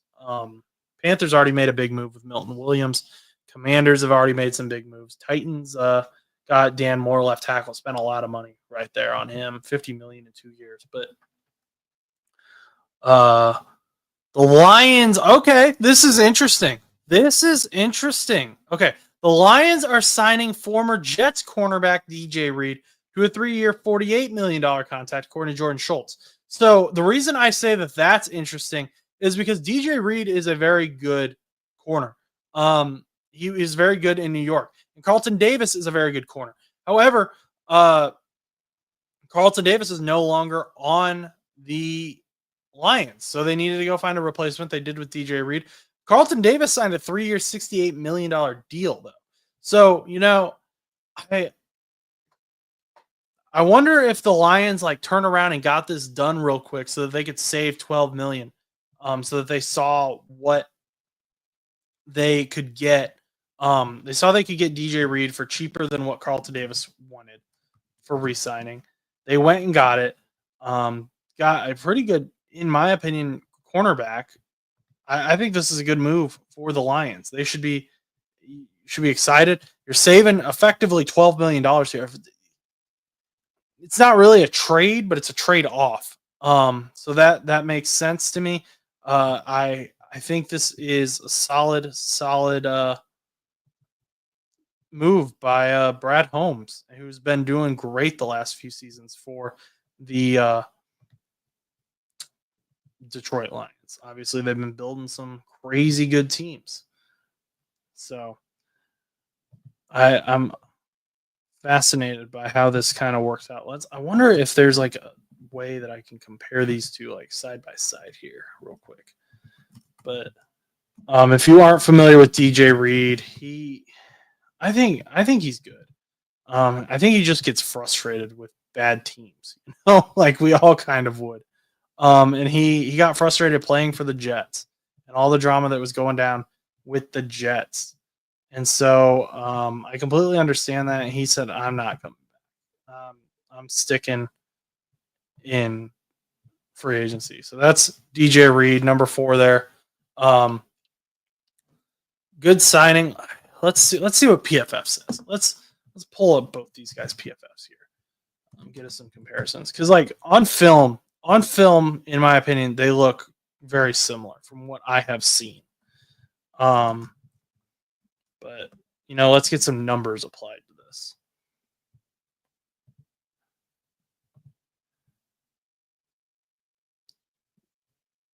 Let's see. We got Carlton Davis and DJ Reed. So DJ Reed, 70.7 overall, run defense 71.8, pass rush 71.8, and coverage 70.1.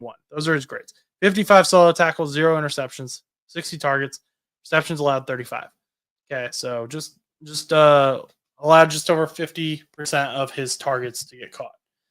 Then we head on over to Carlton Davis, 74.5 overall, run defense 77.7, pass rush 60, coverage 72.1, solo tackles 49, interceptions 2, targets 72, and receptions 43, like we said before.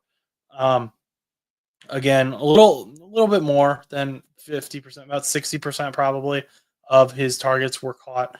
But I think that DJ Reed is a more balanced player. It seems like just looking at this, and that does make sense. I mean, DJ Reed's got a better pass rush grade, which I mean, with a cornerback, is that really make or break? Not really, but their coverage grades are very similar. Carlton Davis is the better run defender. Carlton Davis is arguably the better overall player, but I do think that DJ Reed is the more balanced player. So I like this signing for the Lions. I think it'll be a good move. Of course, they're going through a whole defensive kind of change here. So who really knows what they are going to end up seeing here scheme wise with their new defensive coordinator. But I do like what I'm seeing in theory from the Detroit Lions. And I'd be interested. Hopefully Dion will be able to come on the show. Maybe not today, but soon to talk about that, because that's something I really want to discuss with him. What is DJ Reed going to be an okay replacement for Carlton Davis, or is that even the plan? Maybe they want DJ Reed to line up somewhere else from where Carlton Davis does normally. But right now, it just seems like they've done that trade off, and hopefully that works out for them. Let's let's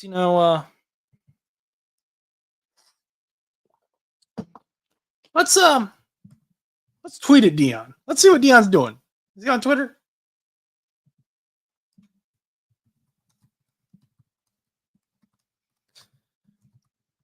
Dion's a good guy. If you don't know who I'm talking about, you haven't been around for a while. Dose of Dion on YouTube. If you are a Lions fan, you need to be following Dose of Dion on YouTube. He is phenomenal. I learn so much from him, from scouting, film reports. He's just a great guy. Go give him a subscribe. He should be so much bigger than what he is. He should have so many more subscribers. But he is a great guy, great YouTube account.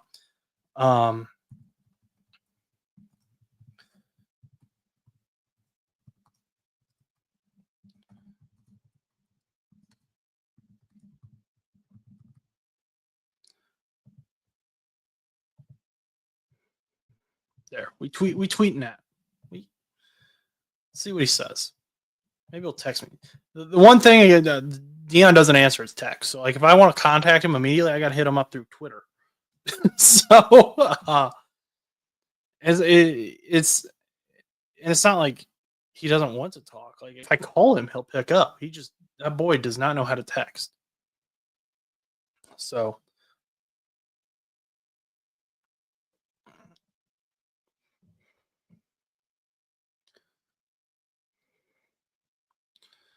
that boy does not know how to text. But we'll see if he has any thoughts. Well, now, okay. Oh, we've got a little wrench thrown in here. Milton Williams. Let's go back to him. Apparently, deal is not done with the Carolina Panthers.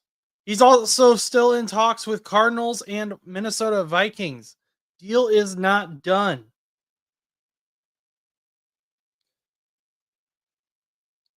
So we could see this. I mean, hey, these contracts do not go into effect until Wednesday. We could see him back out. We could see him back out. And Cardinals, I know they really need that pass rush. Vikings don't need it as much. They've got some good young guys there on the team, but like they got Jonathan Green here last year with the Daniil Hunter trade. Uh, you got Dallas Turner in the first round last year, so they've got some pass rush guys.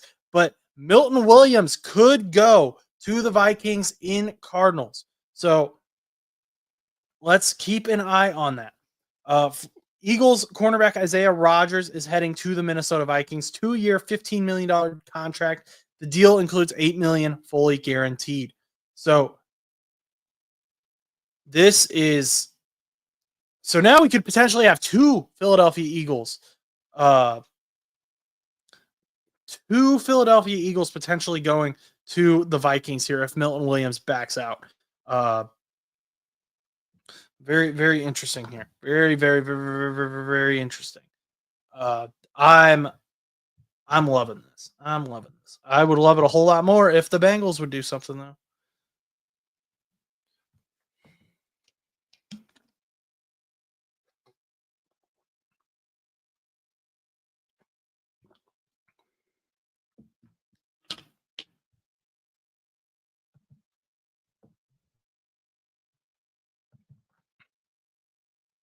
I really wish they'd I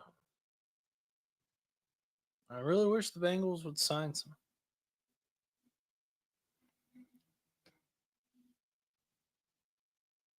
Dude, that's gonna suck though.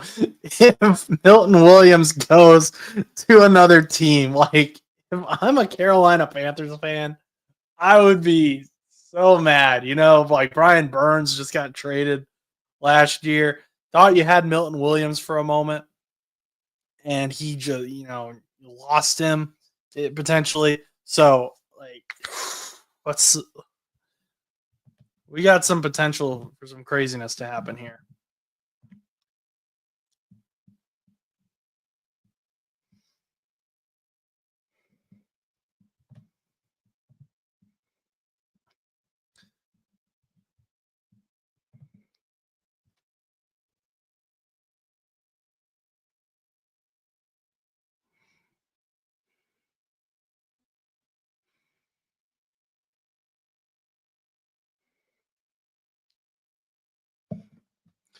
Oh boy.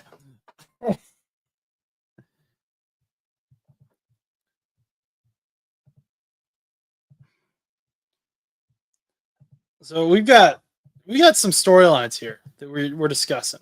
We've got Aaron Rodgers potentially going to the Steelers, and I've already said this. Aaron Rodgers going to the Steelers means Justin Fields going to the Jets.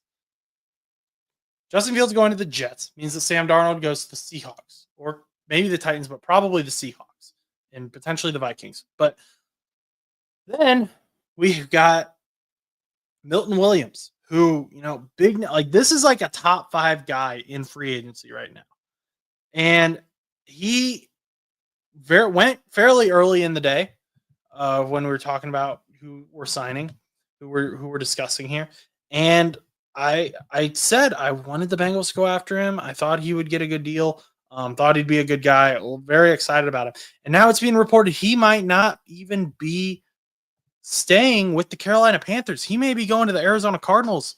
So we have a lot to pay attention to here as we're coming up on hour 2 here. We're about 15 minutes here from hour 2 of this live stream.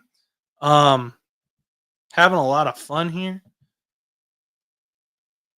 If you're not subscribed, please go ahead and subscribe. It really helps us out.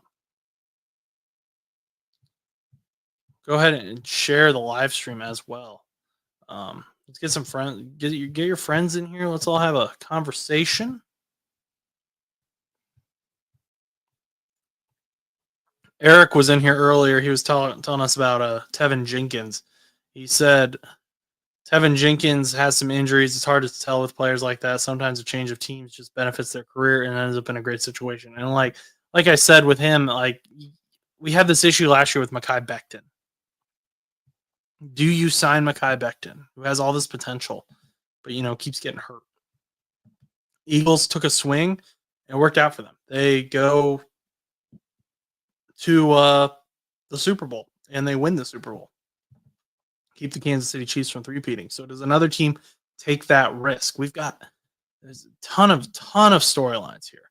We started off kind of slow. It was just a lot of like guys re-signing back with their old teams. But like Chris Godwin's back with the Buccaneers. That was supposed to be a major storyline. Now it's just kind of like, eh. But like it's really we've been cooking lately. We've been cooking here for a little bit. Grady Jarrett's still out there. Let's not forget about him. He got released this morning.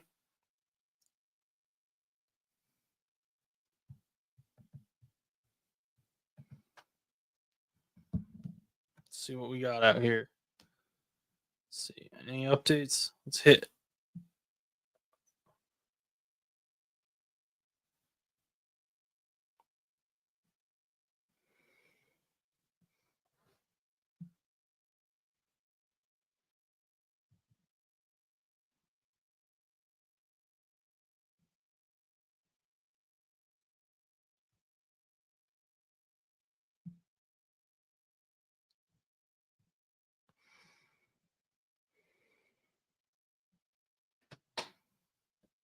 I'm just wait. I'm waiting for something to happen here.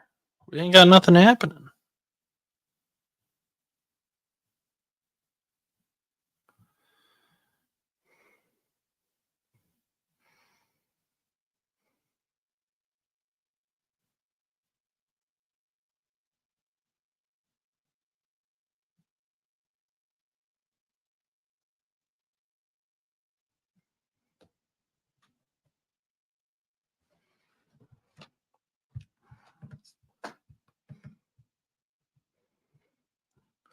All right, guys. Let me know who is like the most exciting thing or surprising thing that you have seen today so far, or even if you want to go back to yesterday, because yesterday had a ton of moves as well. Was it DK Metcalf to the Steelers, or we can go back a few weeks? Was it Debo Samuel to the Commanders? Was it Milton Williams saying, "Hey, I'll go join the Panthers," and then saying, "Psych"? And I was wondering why CBS Sports hadn't updated that yet, and that makes sense now. Um, He's still out there. He's still potentially going to be moved somewhere. We've got Sam Darnold, the number one free agent, still available. We don't know where he's going to go. Josh Sweat, number 3 free agent, he's still available. I'm telling you guys, like, keep an eye on things. This is going to get crazy here in the next 2 days. And I'm going to keep you updated to the best of my abilities. We're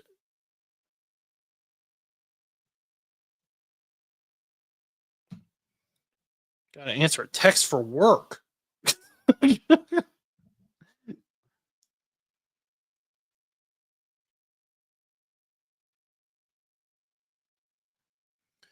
Okay.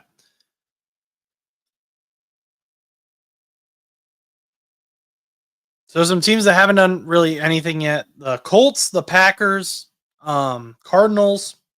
Cardinals have done a little bit. Bengals have done a little bit. Um, we're looking for some moves still from a lot of these teams. The Packers are kind of dead in the water. Lost the Rams signed Devontae Adams yesterday, and then they proceeded to re-sign Jimmy G today. But I don't know if they've done a whole lot beyond that. They traded Jonah Jackson, so they're going to be in the market for a guard, presumably in some way, shape, or form.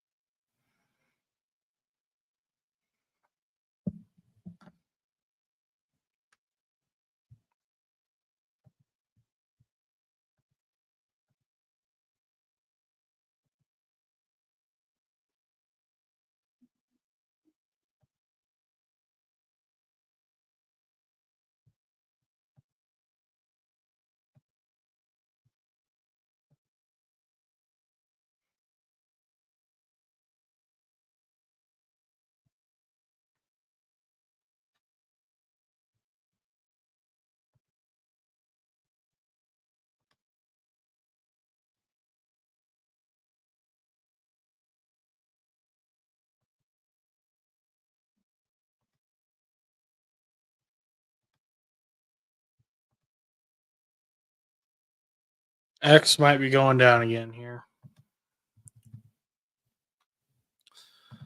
Oh boy.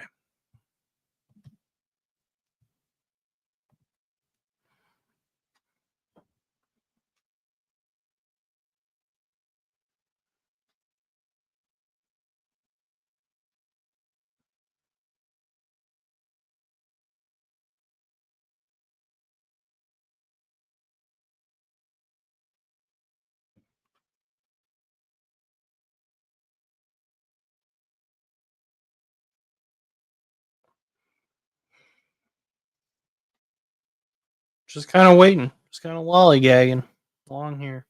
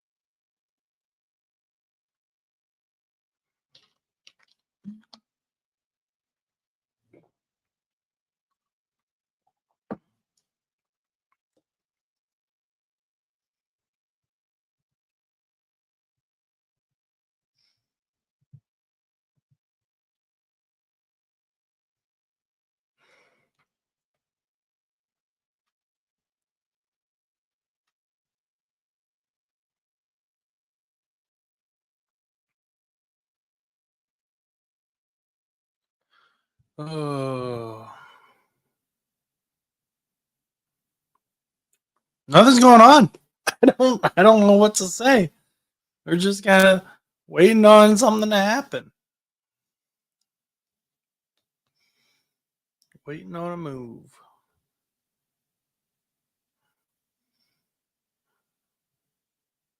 I think X went down again too.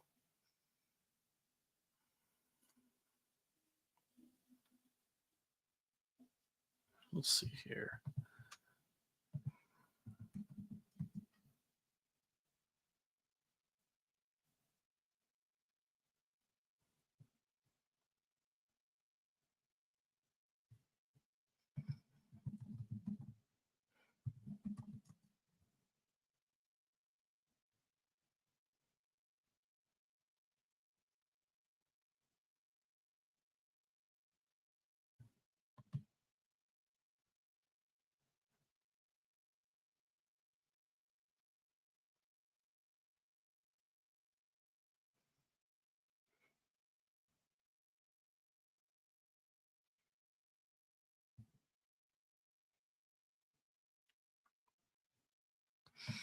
So I think Dion's live on Bleacher Report, so we can't get him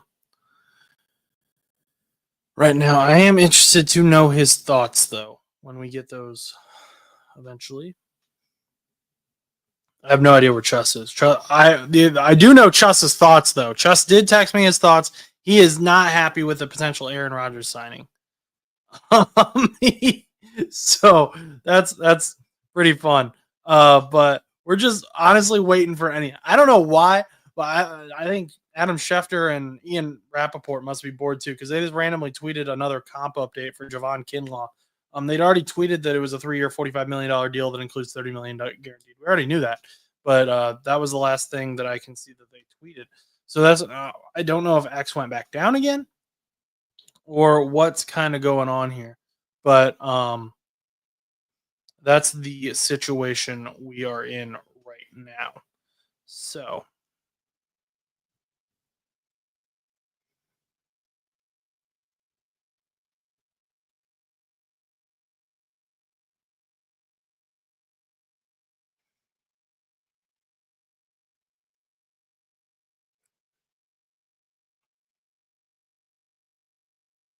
ooh, okay. So some Steelers news, but not necessarily news that we wanted to hear, but maybe some news we were expecting.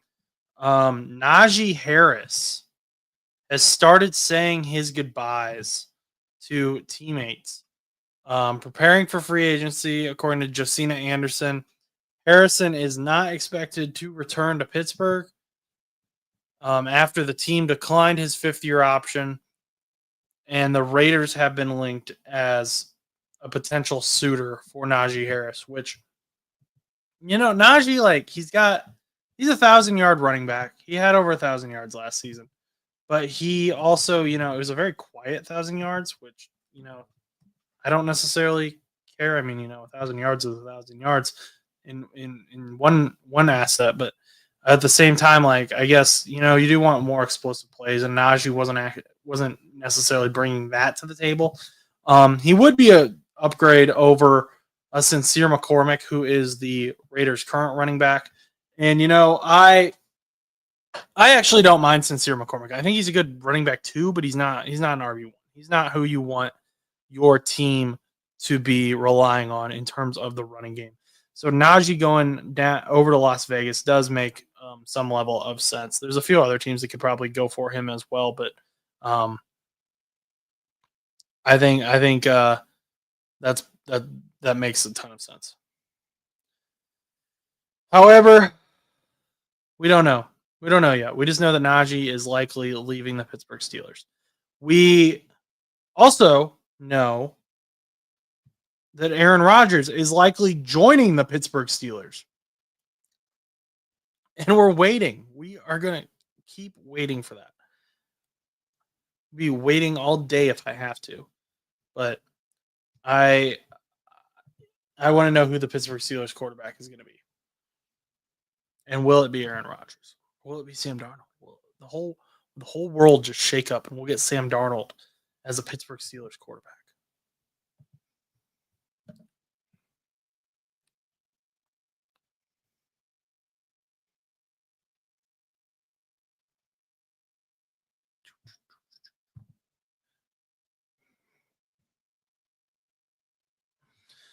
We just continue to wait. Oh, ESPN sent a notification for the re-signing grade of BJ Hill.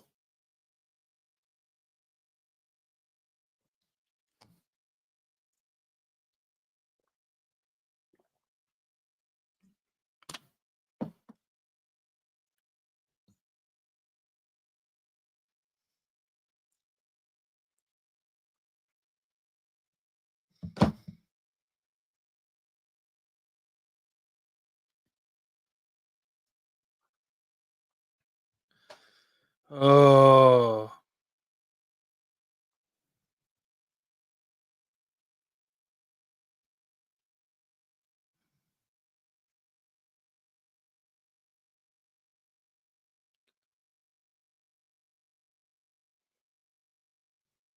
What we got going on? What else do we got going on? Let me think here. Let me think. What comment, like, what do we want to talk about? Comments. What do we got? What do we got? Ideas.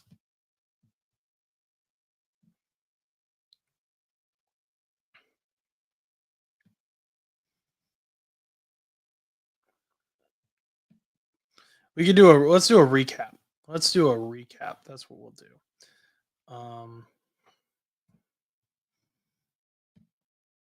So, J.C. Horn, safety, got extended by the Carolina Panthers this morning. That was a big move. Patriots traded defensive tackle Devon Godshaw to the Saints for a 2026 7th-round pick. Commanders re-signed punter Tress Way. That happened this morning. Texans signed veteran defensive tackle Sheldon Rankins to a 1-year, $7 million deal. I actually missed that. So that's interesting, especially after his illness. That's where he was before the Bengals signed him. So Bengals signed him from the Texans to a 2-year deal, I think it was, but then they released him because of his sickness.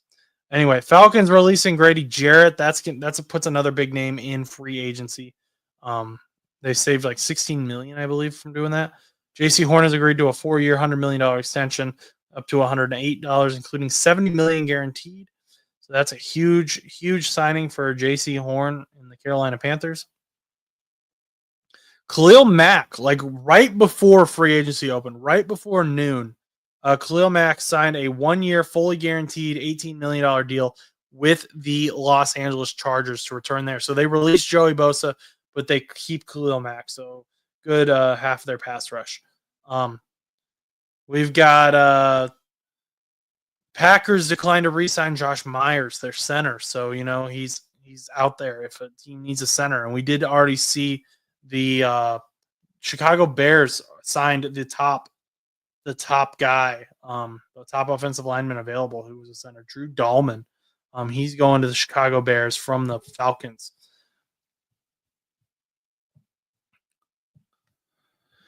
Let's see. What else do we got here? Guard Evan Brown is re-signing with the Arizona Cardinals. 2-year deal worth $11.5 million. We got plenty more signings here. So Milton Williams, I keep talking about him. I keep bringing that up. The other thing I think is interesting here is Jonathan Allen is also visiting with the Minnesota Vikings, supposedly. So if both Jonathan Allen and Milton Williams end up signing with the Minnesota Vikings, that would be a crazy defensive line room. Probably easily the best in the NFL. With Jonathan Greenard, you got Dallas Turner, you'd have Milton Williams. It would just be insane. Anyway, Hassan Reddick has agreed to terms on a 1-year deal for $14 million, including $12 million guaranteed, pretty much fully guaranteed deal with the Buccaneers. The Chiefs signed former 49ers offensive tackle to a 2-year Jalen Moore to a 2-year, $30 million deal, including $21.24 million fully guaranteed at signing. Chris Godwin's returning to the Tampa Bay Buccaneers, 3-year, $66 million deal, chance to make $44 million guaranteed. Drew Dahlman, like I just said, he signed a 3-year, $42 million deal with the Chicago Bears. BJ Hill signed a 3-year, $33 million deal that includes $16 million guaranteed with the Bengals. I like that signing, $11 million a year. I think that's fair for BJ Hill. Good move. Elijah Mitchell signed with the Kansas City Chiefs to a 1-year deal. Patriots signed linebacker Robert Spillane from the Raiders. Jaguars are signing Jordan Lewis. That's a good signing from the Cowboys. Rams brought back Jimmy Garoppolo. Chargers re-signed punter J.K. Scott. We've got some good moves going on here. We've got some big moves going on here. So that's just a quick, brief recap. It's not even everything that's happened so far. So far, I think that the Patriots are probably my favorite.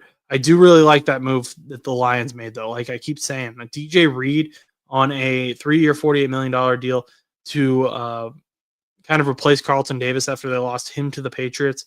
But I think the Patriots are currently leading the race to win free agency, which is kind of what we expected. We expected both the Patriots and the Panthers to be big players in free agency, and they have been so far. I'll tell you who's not been a big player in free agency, though, is X. Like, X is, like, terrible. Like,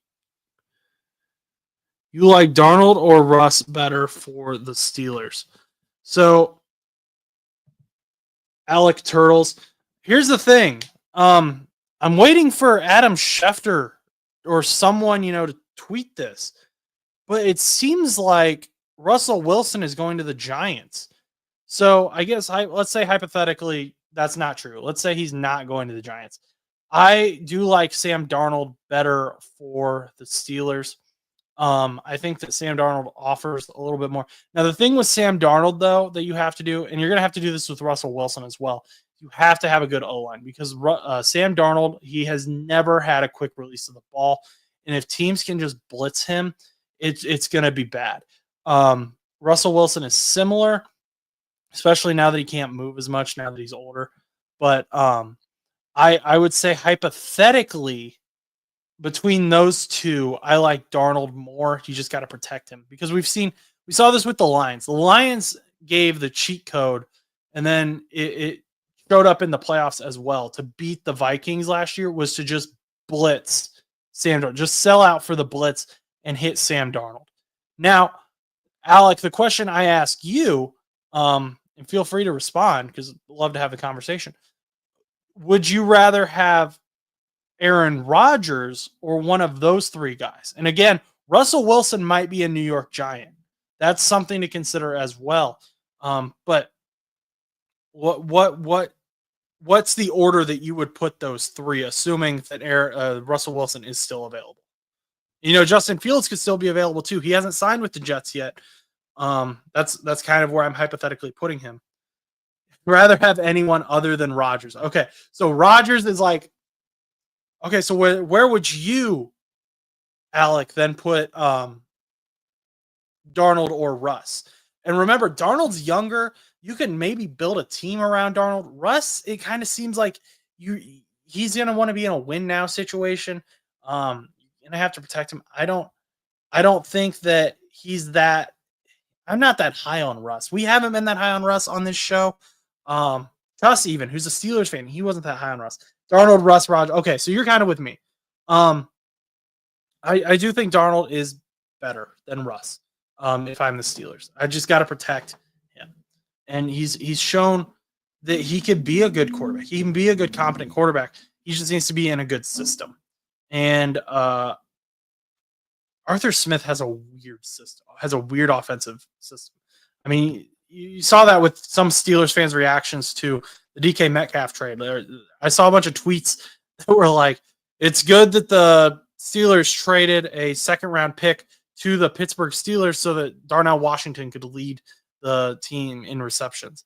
So, what is going on with Milton Williams? This is okay. Sorry, Alec. Milton Williams has become the most interesting man in the world today. Milton Williams said he was going to the Panthers. And now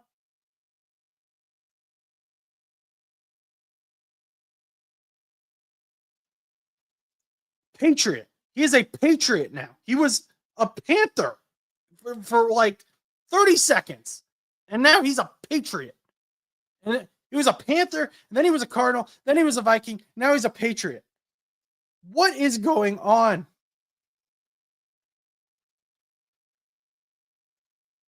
Dude, we're going wild in the. I'm a really big fan of Milton Williams, but like.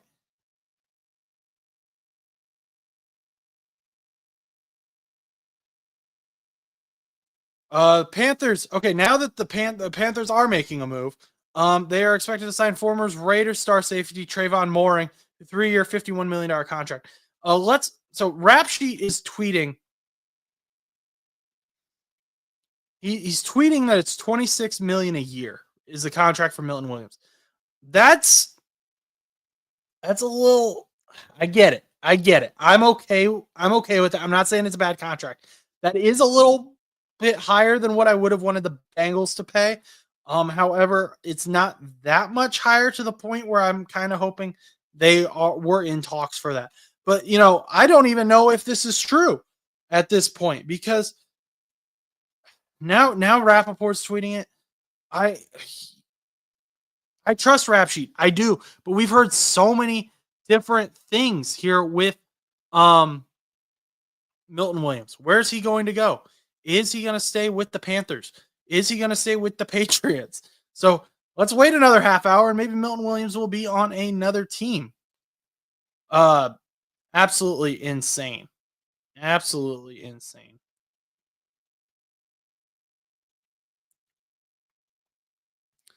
But yeah, we had Alec in here talking. So this kind of seems to be the consensus here with Steelers fans that we've talked to so far. They are not fans of Aaron Rodgers. They don't want that drama in their locker room, which they've already had some issues with drama the past few years. Antonio Brown, obviously. George Pickens.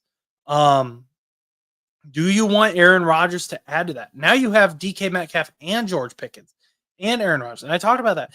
If Aaron Rodgers goes to the Pittsburgh Steelers, he is going to have to be accountable to himself.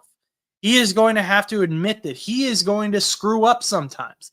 He is going to be the reason that they lose games sometimes. You cannot point fingers at DK Metcalf and George Pickens and Darnell Washington, Pat Frymouth, whoever it is. You cannot point fingers at them and say, I'm perfect, you're wrong. Because you know what? When there's one finger pointing this way, there's four more pointing back. And if Aaron Rodgers is doing that, that's going to create locker room issues very quickly for the Pittsburgh Steelers. So as a Bengals fan, I like that. But as as an objective NFL fan, you have to look at that and say, like, is that really what I want? And it sounds like Steelers fans don't want that. They are not on board with Aaron Rodgers coming to Pittsburgh. Alec here has said that he would rather have Darnold. Sam Darnold, he's still out there. Sam Darnold is still available. Haven't heard anything about where he could go. So we'll see if we can get a signing here locked down here for a little bit. But really the big story here right now has been Milton Williams.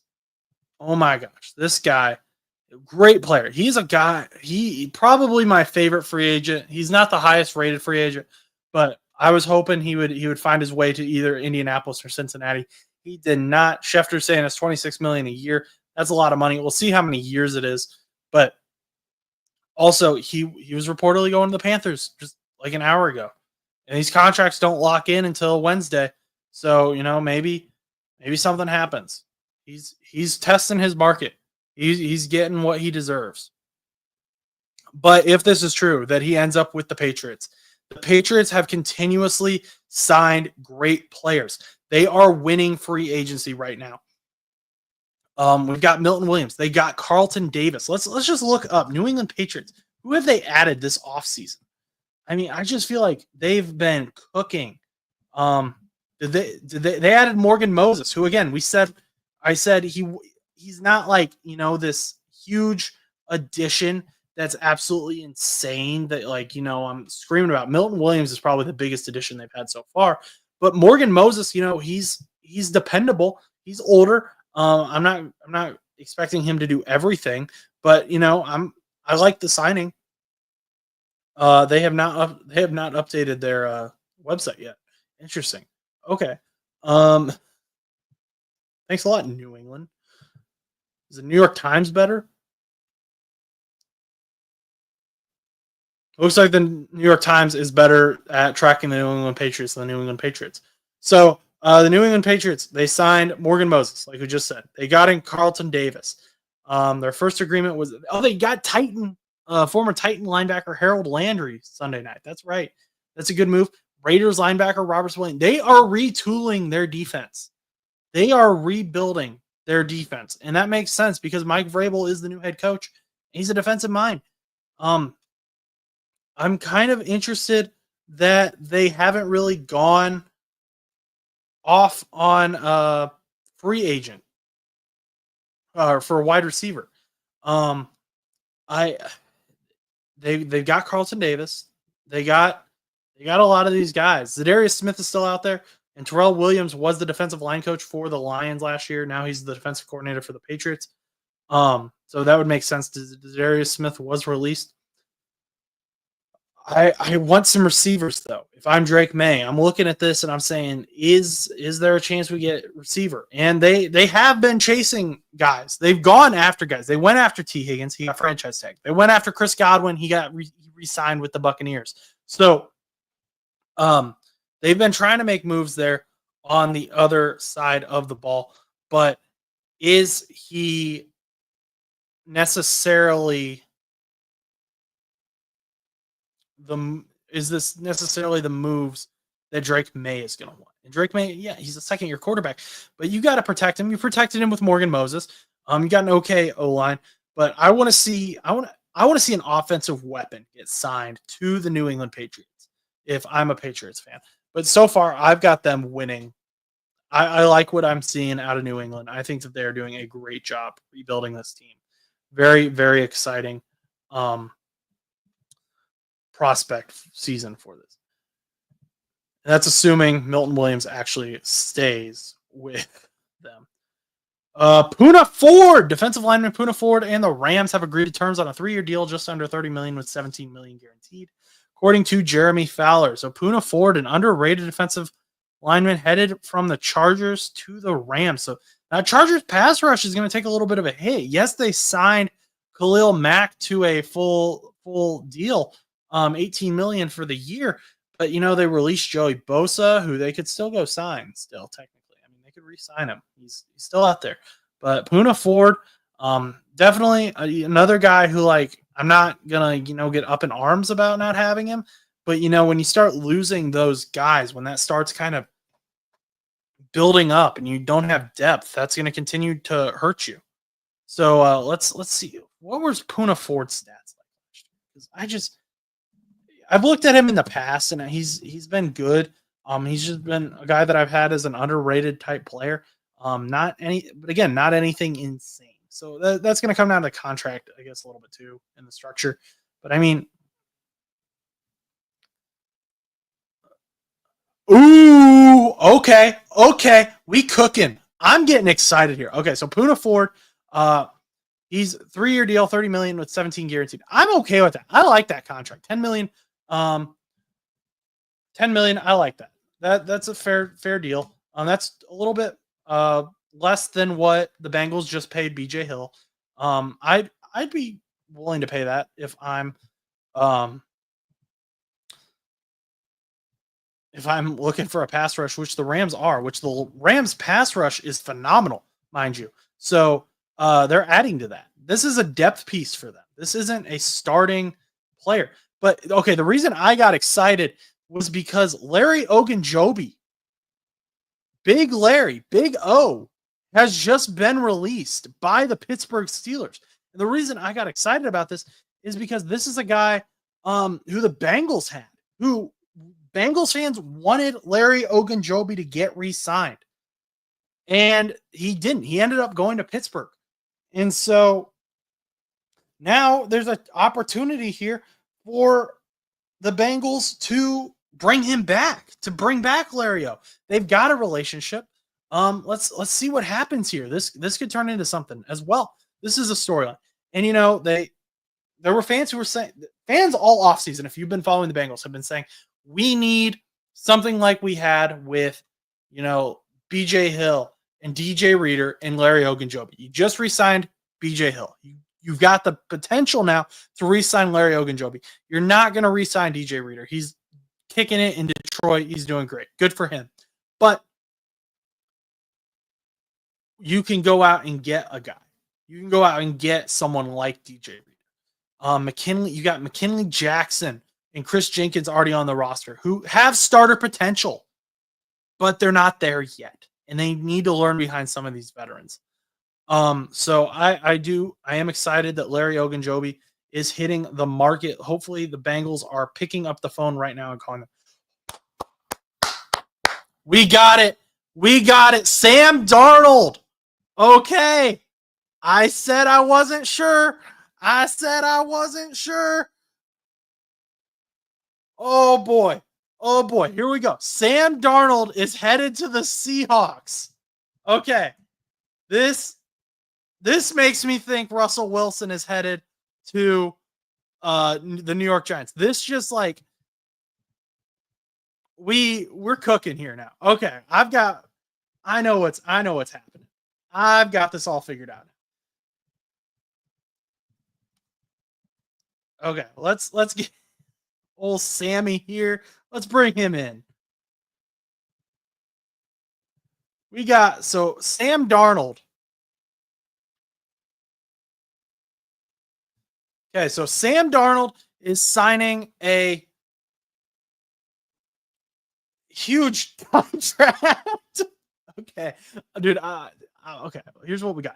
ESPN sources: former Vikings quarterback Sam Darnold reached agreement today on a 3-year, $110.5 million contract, including $55 million guaranteed.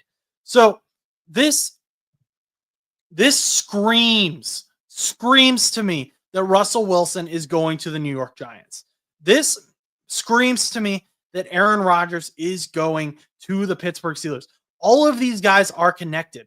And also, it says to me that the Minnesota Vikings are extremely confident in what they can get with the J.J. McCarthy. So this is a confidence play by the Vikings, but it also sets up the rest of the quarterback carousel. It also tells us that Justin Fields is going to the New York Jets. So we are getting a lot of information here. Here's yeah, I'm trying to update stuff all at the same time. Here we go. So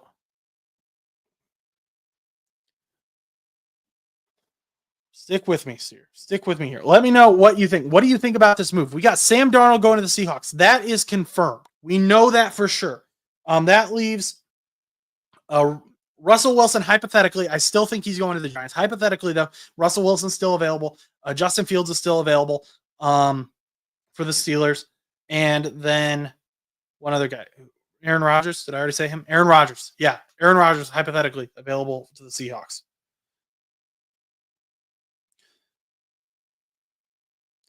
So let me know what y'all think.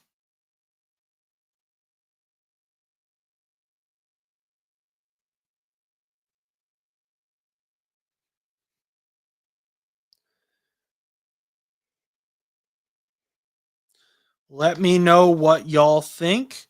I like this. So now they've got two quarterbacks rostered here. If you are the Seattle Seahawks, you have Sam Howell and you have Sam Darnold. Tale of two Sams.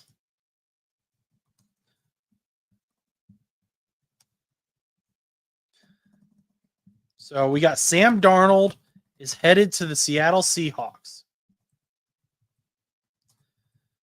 Let me know what you think here.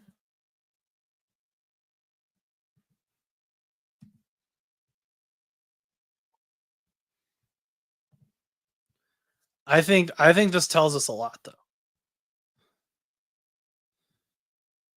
And my picks, we're looking good here. I got Darnold to Seahawks, Rodgers to the Steelers, Fields to the Jets, Wilson to the Giants. I think that's how this is going to play out. We're going to keep someone just asked me what about Daniel Jones? Colts, I guess. Let's say Colts for now. Let's see how this plays out. I'll wild card him to the Colts, though. Okay, so Tom Pelissero is adding to this narrative. He's saying Geno Smith turned down a similar deal in Seattle, and the Seahawks traded him to Vegas, which we knew. Third-round draft pick. And so now Sam Darnold took that deal that was offered to Geno Smith, and he is the new QB. He's the new QB1 in Seattle.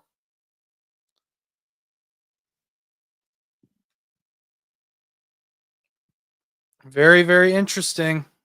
We got some big moves here. Got some big moves. Sam the Seahawk. Let's see. Okay, so let's look at the. I read over that contract here really quick. I didn't really process what I was saying. So we got 3 year, $110.5 million, including 55 guaranteed. So 110.5 divided by 3. What is that? That's 36 million a year. About 37. Let's round up. 37 million on average. I think that's an okay contract for Sam Darnold. We knew that he was going to get paid. So that's not really shocking. We knew he was going to get a lot of money.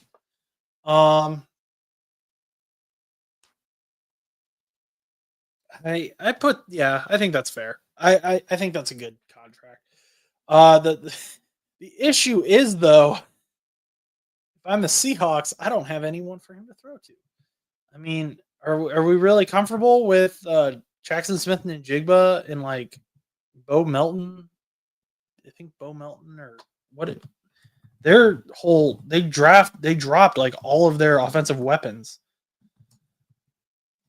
And I'm forgetting their depth chart order now because they've got a bunch of backups listed now as their starters because of that. All right. Drake Young, Jackson Smith and Jigba, and Jake Bobo. That's who I was thinking of. Jake Bobo, not Bo Melton. Those are their starters in Seattle. So if I'm Sam Darnold, I may be saying, maybe can we? I just signed this contract. Can we sign some more people to help us out here? Because and the Patriots are the same way. Like the Patriots are making moves. I like the moves that the Patriots are making, but they haven't signed any weapons yet for Drake May. And there's a draft. There's always the draft. The draft has a lot of really great weapons, but I think that there needs to be some moves made here today or in the next like 2 days at the very least. Um, if these two offenses hope to be uh competitive, which obviously they do.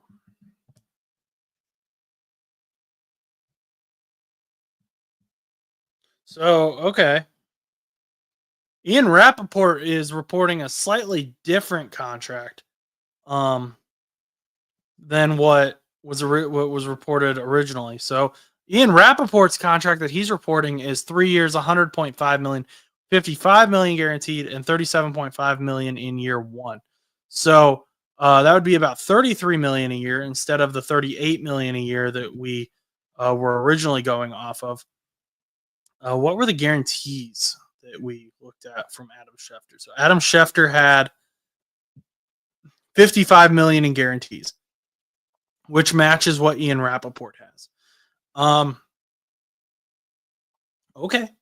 I mean, if they got him on $33 million a year, I know it's only a $5 million difference, but that's an even better contract. Like that, that's a good move for the Seattle Seahawks. Good contract. I like it. Let's keep this thing rolling though. Let's sign some weapons, sign some guys. There's not a ton of offensive weapons in free agency, but you can go after and get someone. You can make a trade, do something, I mean, the Seattle Seahawks were a borderline playoff team last season, and now they've traded DK. They've cut Tyler Lockett. Um, let's get some guys and show that we are going to be a contender again for the playoffs. Who is our top listed offensive weapon? Like, I'm not talking trenches here.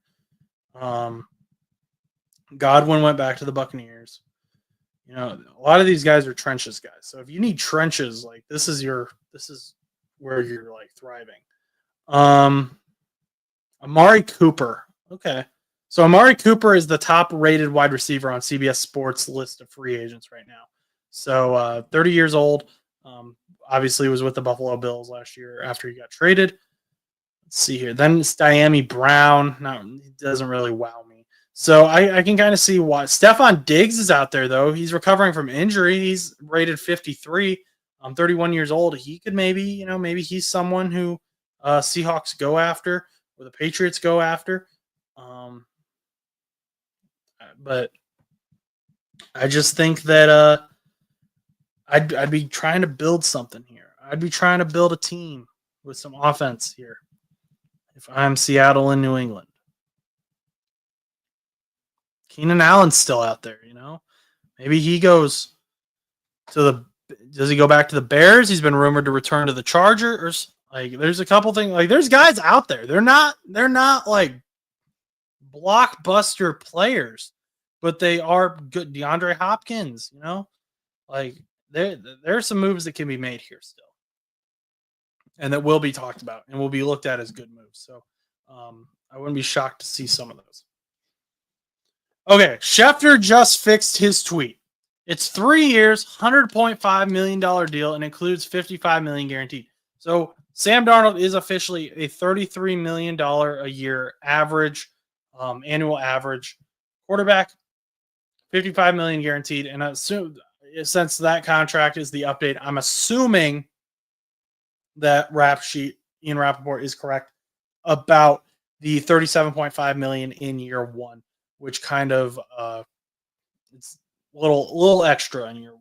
So they're thinking, we'll keep Sam Darnold around for a little bit, but year one is going to be our golden year.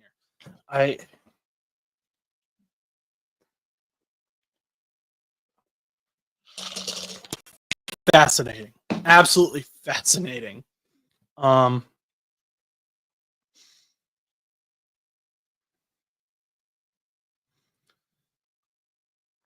we got a lot. We got a lot here we can talk about. A lot of potential. So Larry Ogunjobi got released, and I mentioned that.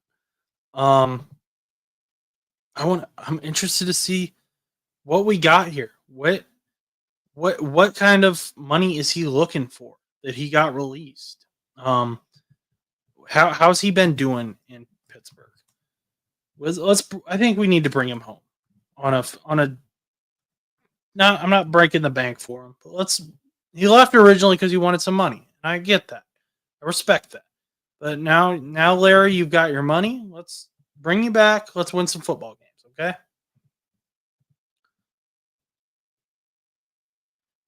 Eric Murray is signing a 3-year, 22.5 million, 12 million guaranteed contract with the Jags. So the Jags, and that's the Texans safety, Eric Murray. Jags have been making some moves too. Jags have been making some, but I think the Patriots are still leading.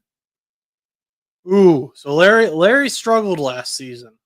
So that's good though. If Bengals are looking to bring him back, um, that should help with the contract situation. He hasn't been doing as well as what he was when he was a Bengal. Well, but I bring him back for some cheap depth. We'll see what the dude's been like around the whole league though. He he was drafted by the Browns, went to the Bengals, and now he's on the Steelers. Now he's been released. So really, honestly, the narrative would call for him to be signed by the Ravens, but I don't know that they'll be in the market for that. But cheap deal. Get vet minimum.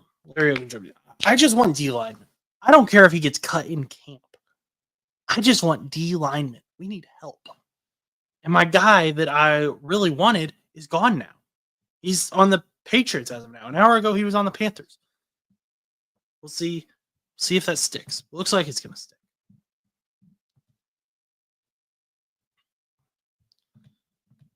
Sam Darnold to the Seahawks. I need someone to confirm Russell Wilson to the Giants or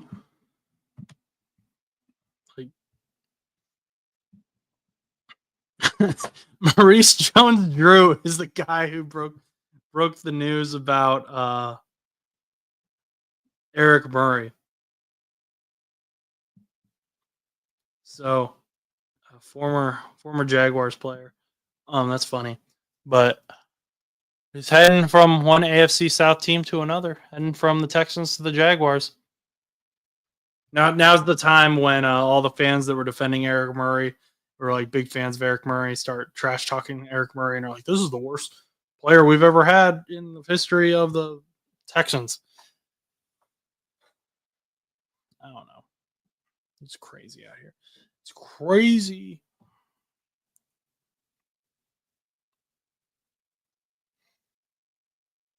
Oh, I'm getting a report. Darius Slay is headed to Pitt. Wait. Okay, Slay. Yeah. So let's see here. If that's true,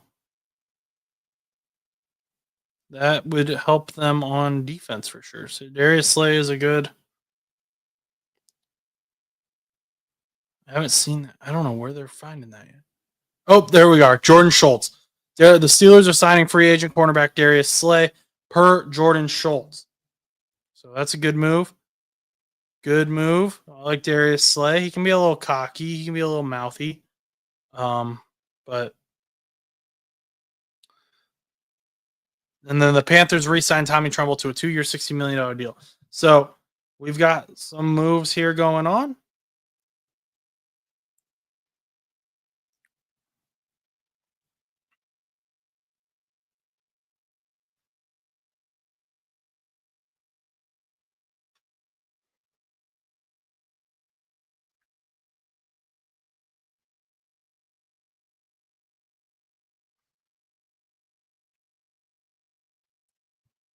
So let's see what the Darius Slay.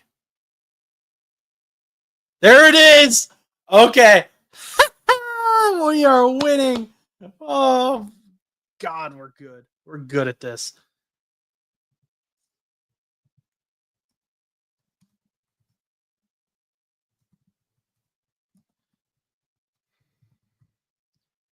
Dude, we're cooking. Like, there's not a lot of people in this stream, but I tell you what, we we've been right about some stuff here. What did I tell you? Where did I say Justin Fields was going to end up? I told you it was going to be the New York Jets. And I was right. Once again, Josh was right. And that's where Justin Fields is ending up. Fields is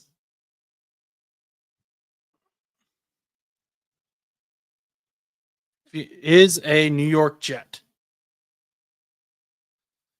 Let's see what this contract looks like here.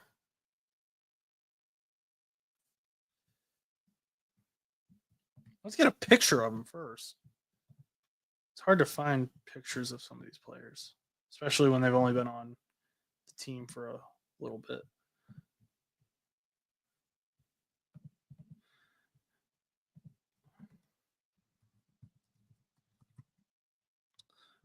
Here we go. Here we go.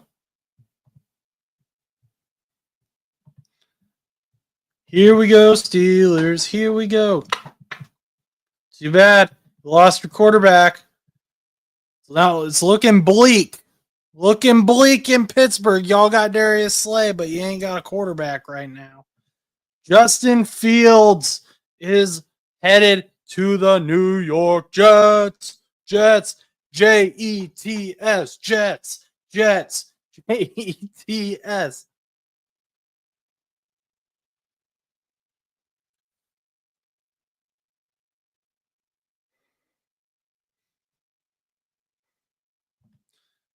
Okay. Let's see what the deal is. 2-year deal with 40 mil with 30 mil guaranteed. Deal done by David Mulligetta of Athletes First. David Mulligetta is someone Bengals fans are super familiar with in a not so great way, but he is a good agent. Give him credit there.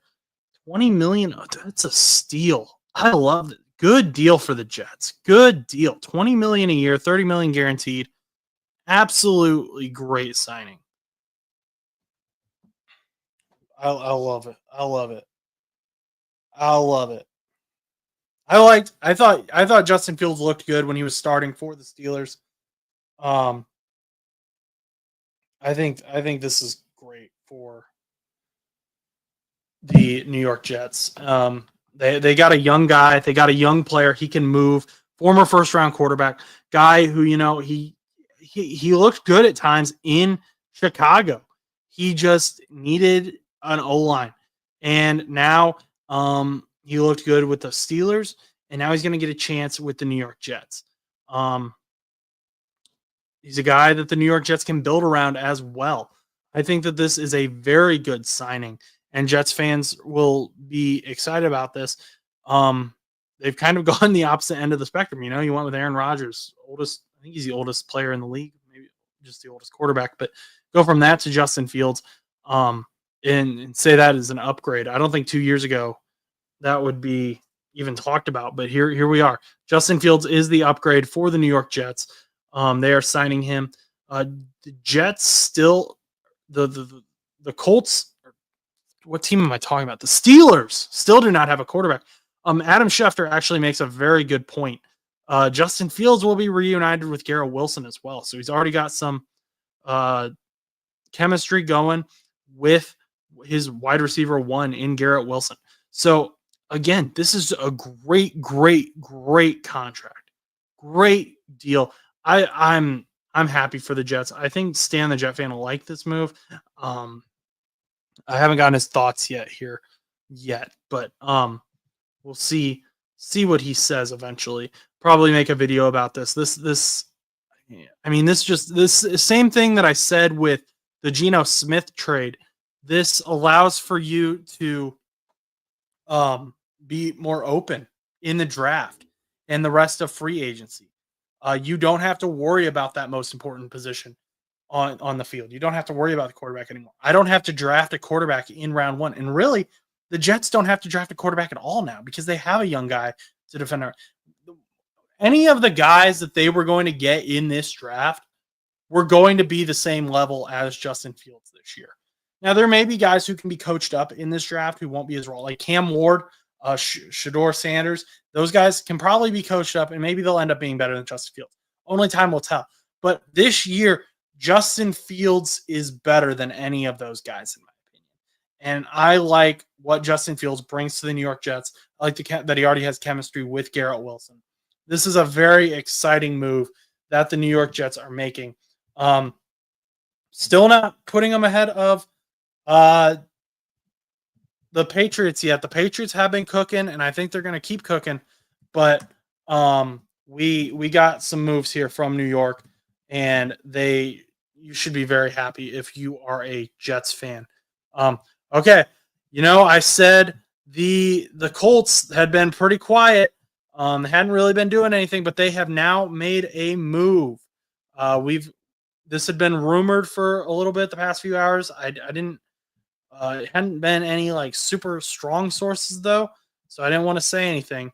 But we got a new linebacker in Indianapolis, and excuse me, not linebacker, safety in Indianapolis, which I wanted the reason linebackers are on my mind is the Colts need a linebacker too, but they also need safety. Cameron Bynum, good move from the Indianapolis Colts. Chris Ballard is actually signing some guys this year. Maybe after last season, he figured out that, hey, signing people in free agency helps you win football games, especially when you don't necessarily have the best players to begin with. So Cameron Bynum signing a huge deal to go hang out with the Indianapolis Colts. 4-year, $60 million deal. Let's look into him. Who is Cameron Bynum? Let's get this photo here. So Cameron Bynum.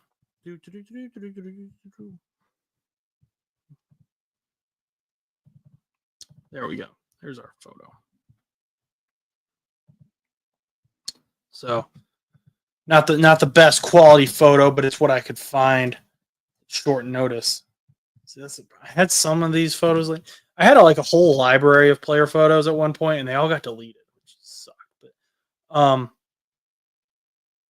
okay. We got some moves here. So yeah, like I said, Cameron Bynum has agreed to a 4-year, $60 million contract for sources, according to Ian Rappaport. He has a 63 overall grade, pass rush grade 50.7, run defense grade 70.7, and his coverage grade is 59.6. So not the best coverage safety, but he is a run stopper. So he's a Von Bell type guy. He can make some catches, but he allows quite a bit of receptions. I like him as hopefully an open field tackler. Hopefully he can improve in that. That's something the Colts really struggled with last year, though. As a run stopper, though, from the safety position, he will be helpful. The other move that was just made in relation to the Colts was the Bears are finalizing a deal with Dayo Odeyingbo, and I always say his name wrong, Odeyingbo. But I don't know what the Bengals are doing. This is what I wanted. This is what I wanted to not happen. And again, we'll look at the contract. Maybe it's just way too high for what the Bengals can win. But the Bengals have to decide. They're running out of time very quickly. Are you going to sign Trey Hendrickson? Or are you going to sit on your hands, let all of the good free agent pass rushers go by, and then you're going to have nothing? And right now, it's looking like they're going to have nothing. But I wanted Dayo is a good player. Dayo is a great signing for the Bears. Dayo Odeyingbo. I want to say bingo every time, and that's not his name. It's Dayo Odeyingbo. Anyway, I like this signing for the Bears. He's not. I don't think he's going to be a star or anything, but he's good depth. He's a good depth edge rusher. Can apply pressures. Had 4 sacks last season, 18 solo tackles, 10 assists, no forced fumbles. But he can provide a pass rush. He can provide a reasonable depth at the pass rush that the Bears will appreciate. So this is a good signing, and this is something that I wanted Bengals to go like. I don't know what the Bengals are doing.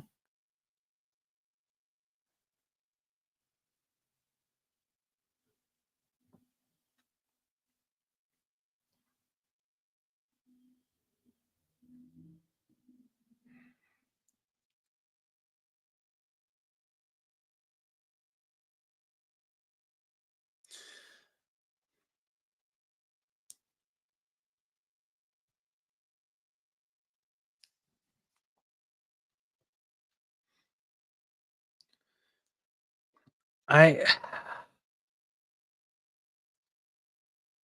I really like Bingo. I will learn to say this, man. I promise. I do like him. I just can't say his name. Doesn't it just sound right though? Deo Ode Bingo. That just sounds right to me for some reason. Ode Ingbo doesn't have that same ring. But anyway, he's finalizing a deal with the Bears, leaving the Colts. What do we got a contract? We got a contract here. We got a contract. 3-year deal worth 48 million, 16 million per year with 32. I would have paid that. I would have paid that, Duke. That is a good deal.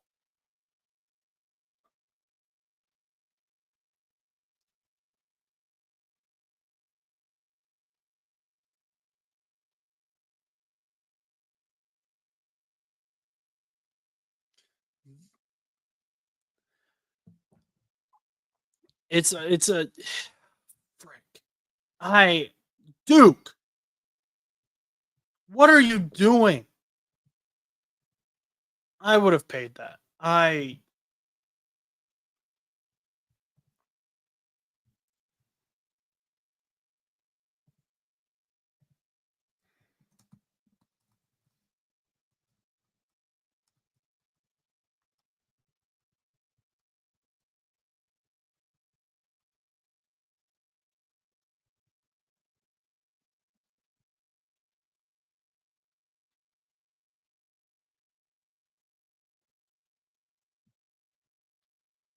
that's not that's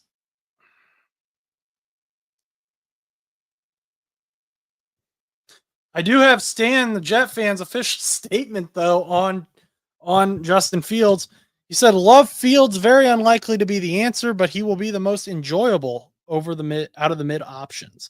So yeah, options not necessarily the greatest this year for quarterback, but I think Stan's being a little rough. I think I like Justin Fields here. I think that's a good move. We'll see what happens. I could be completely wrong.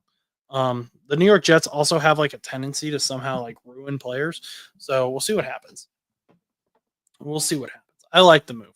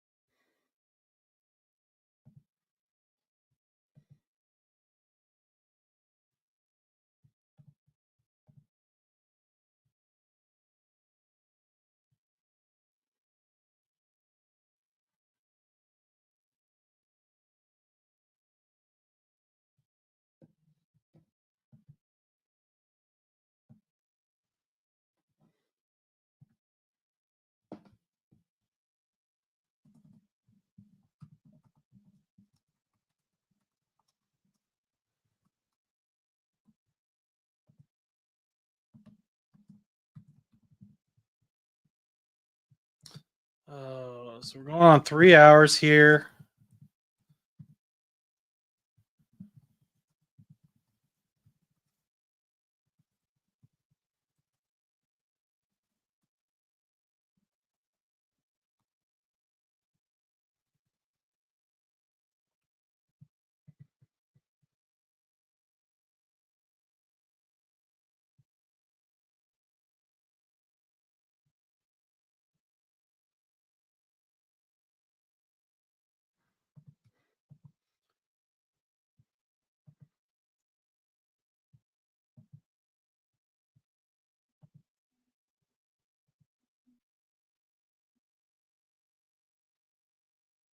I'm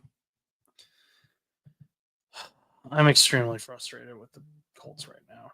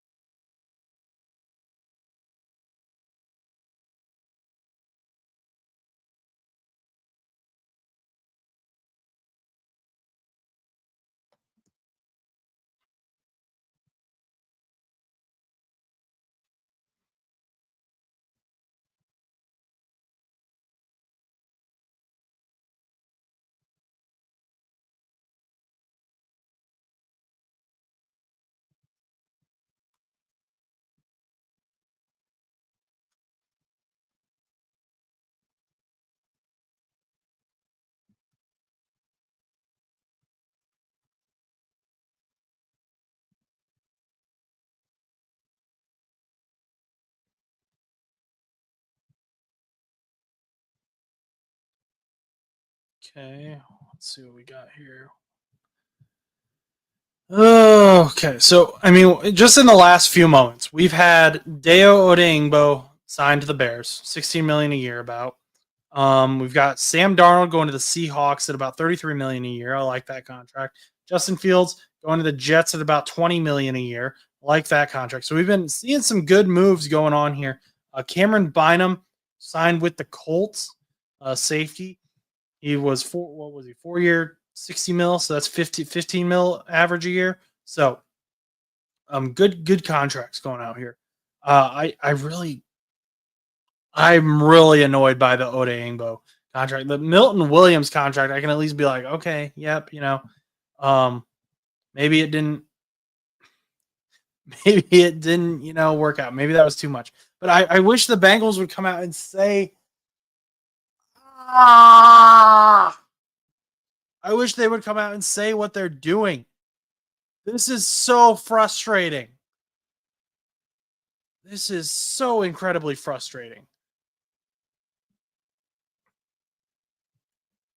Someone do something. Like you signed BJ Hill, and then we're like, okay, that's good enough. No, it's not good enough. It's not good enough. Joe Burrow deserves better. And this front office is not giving it to him right now.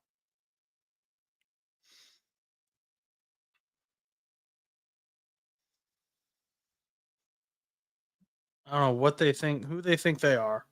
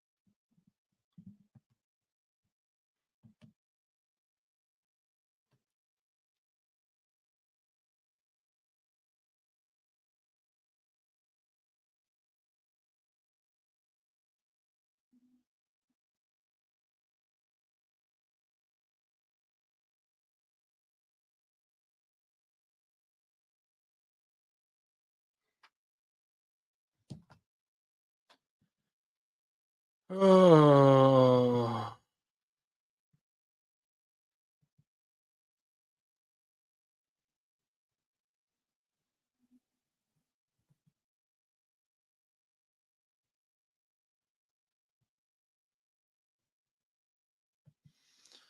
All right, it's been 3 hours. I'm thinking I'm gonna get ready here to end on this stream. Maybe hop on a little bit later. I'm getting kind of hungry, and I'm just getting more and more frustrated with the Bengals. Um, if you did make it this far though, and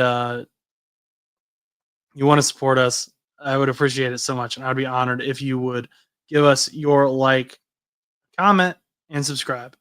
But until next time, go do something nice for someone. I'm Josh Butts for No Butts About It. See you later.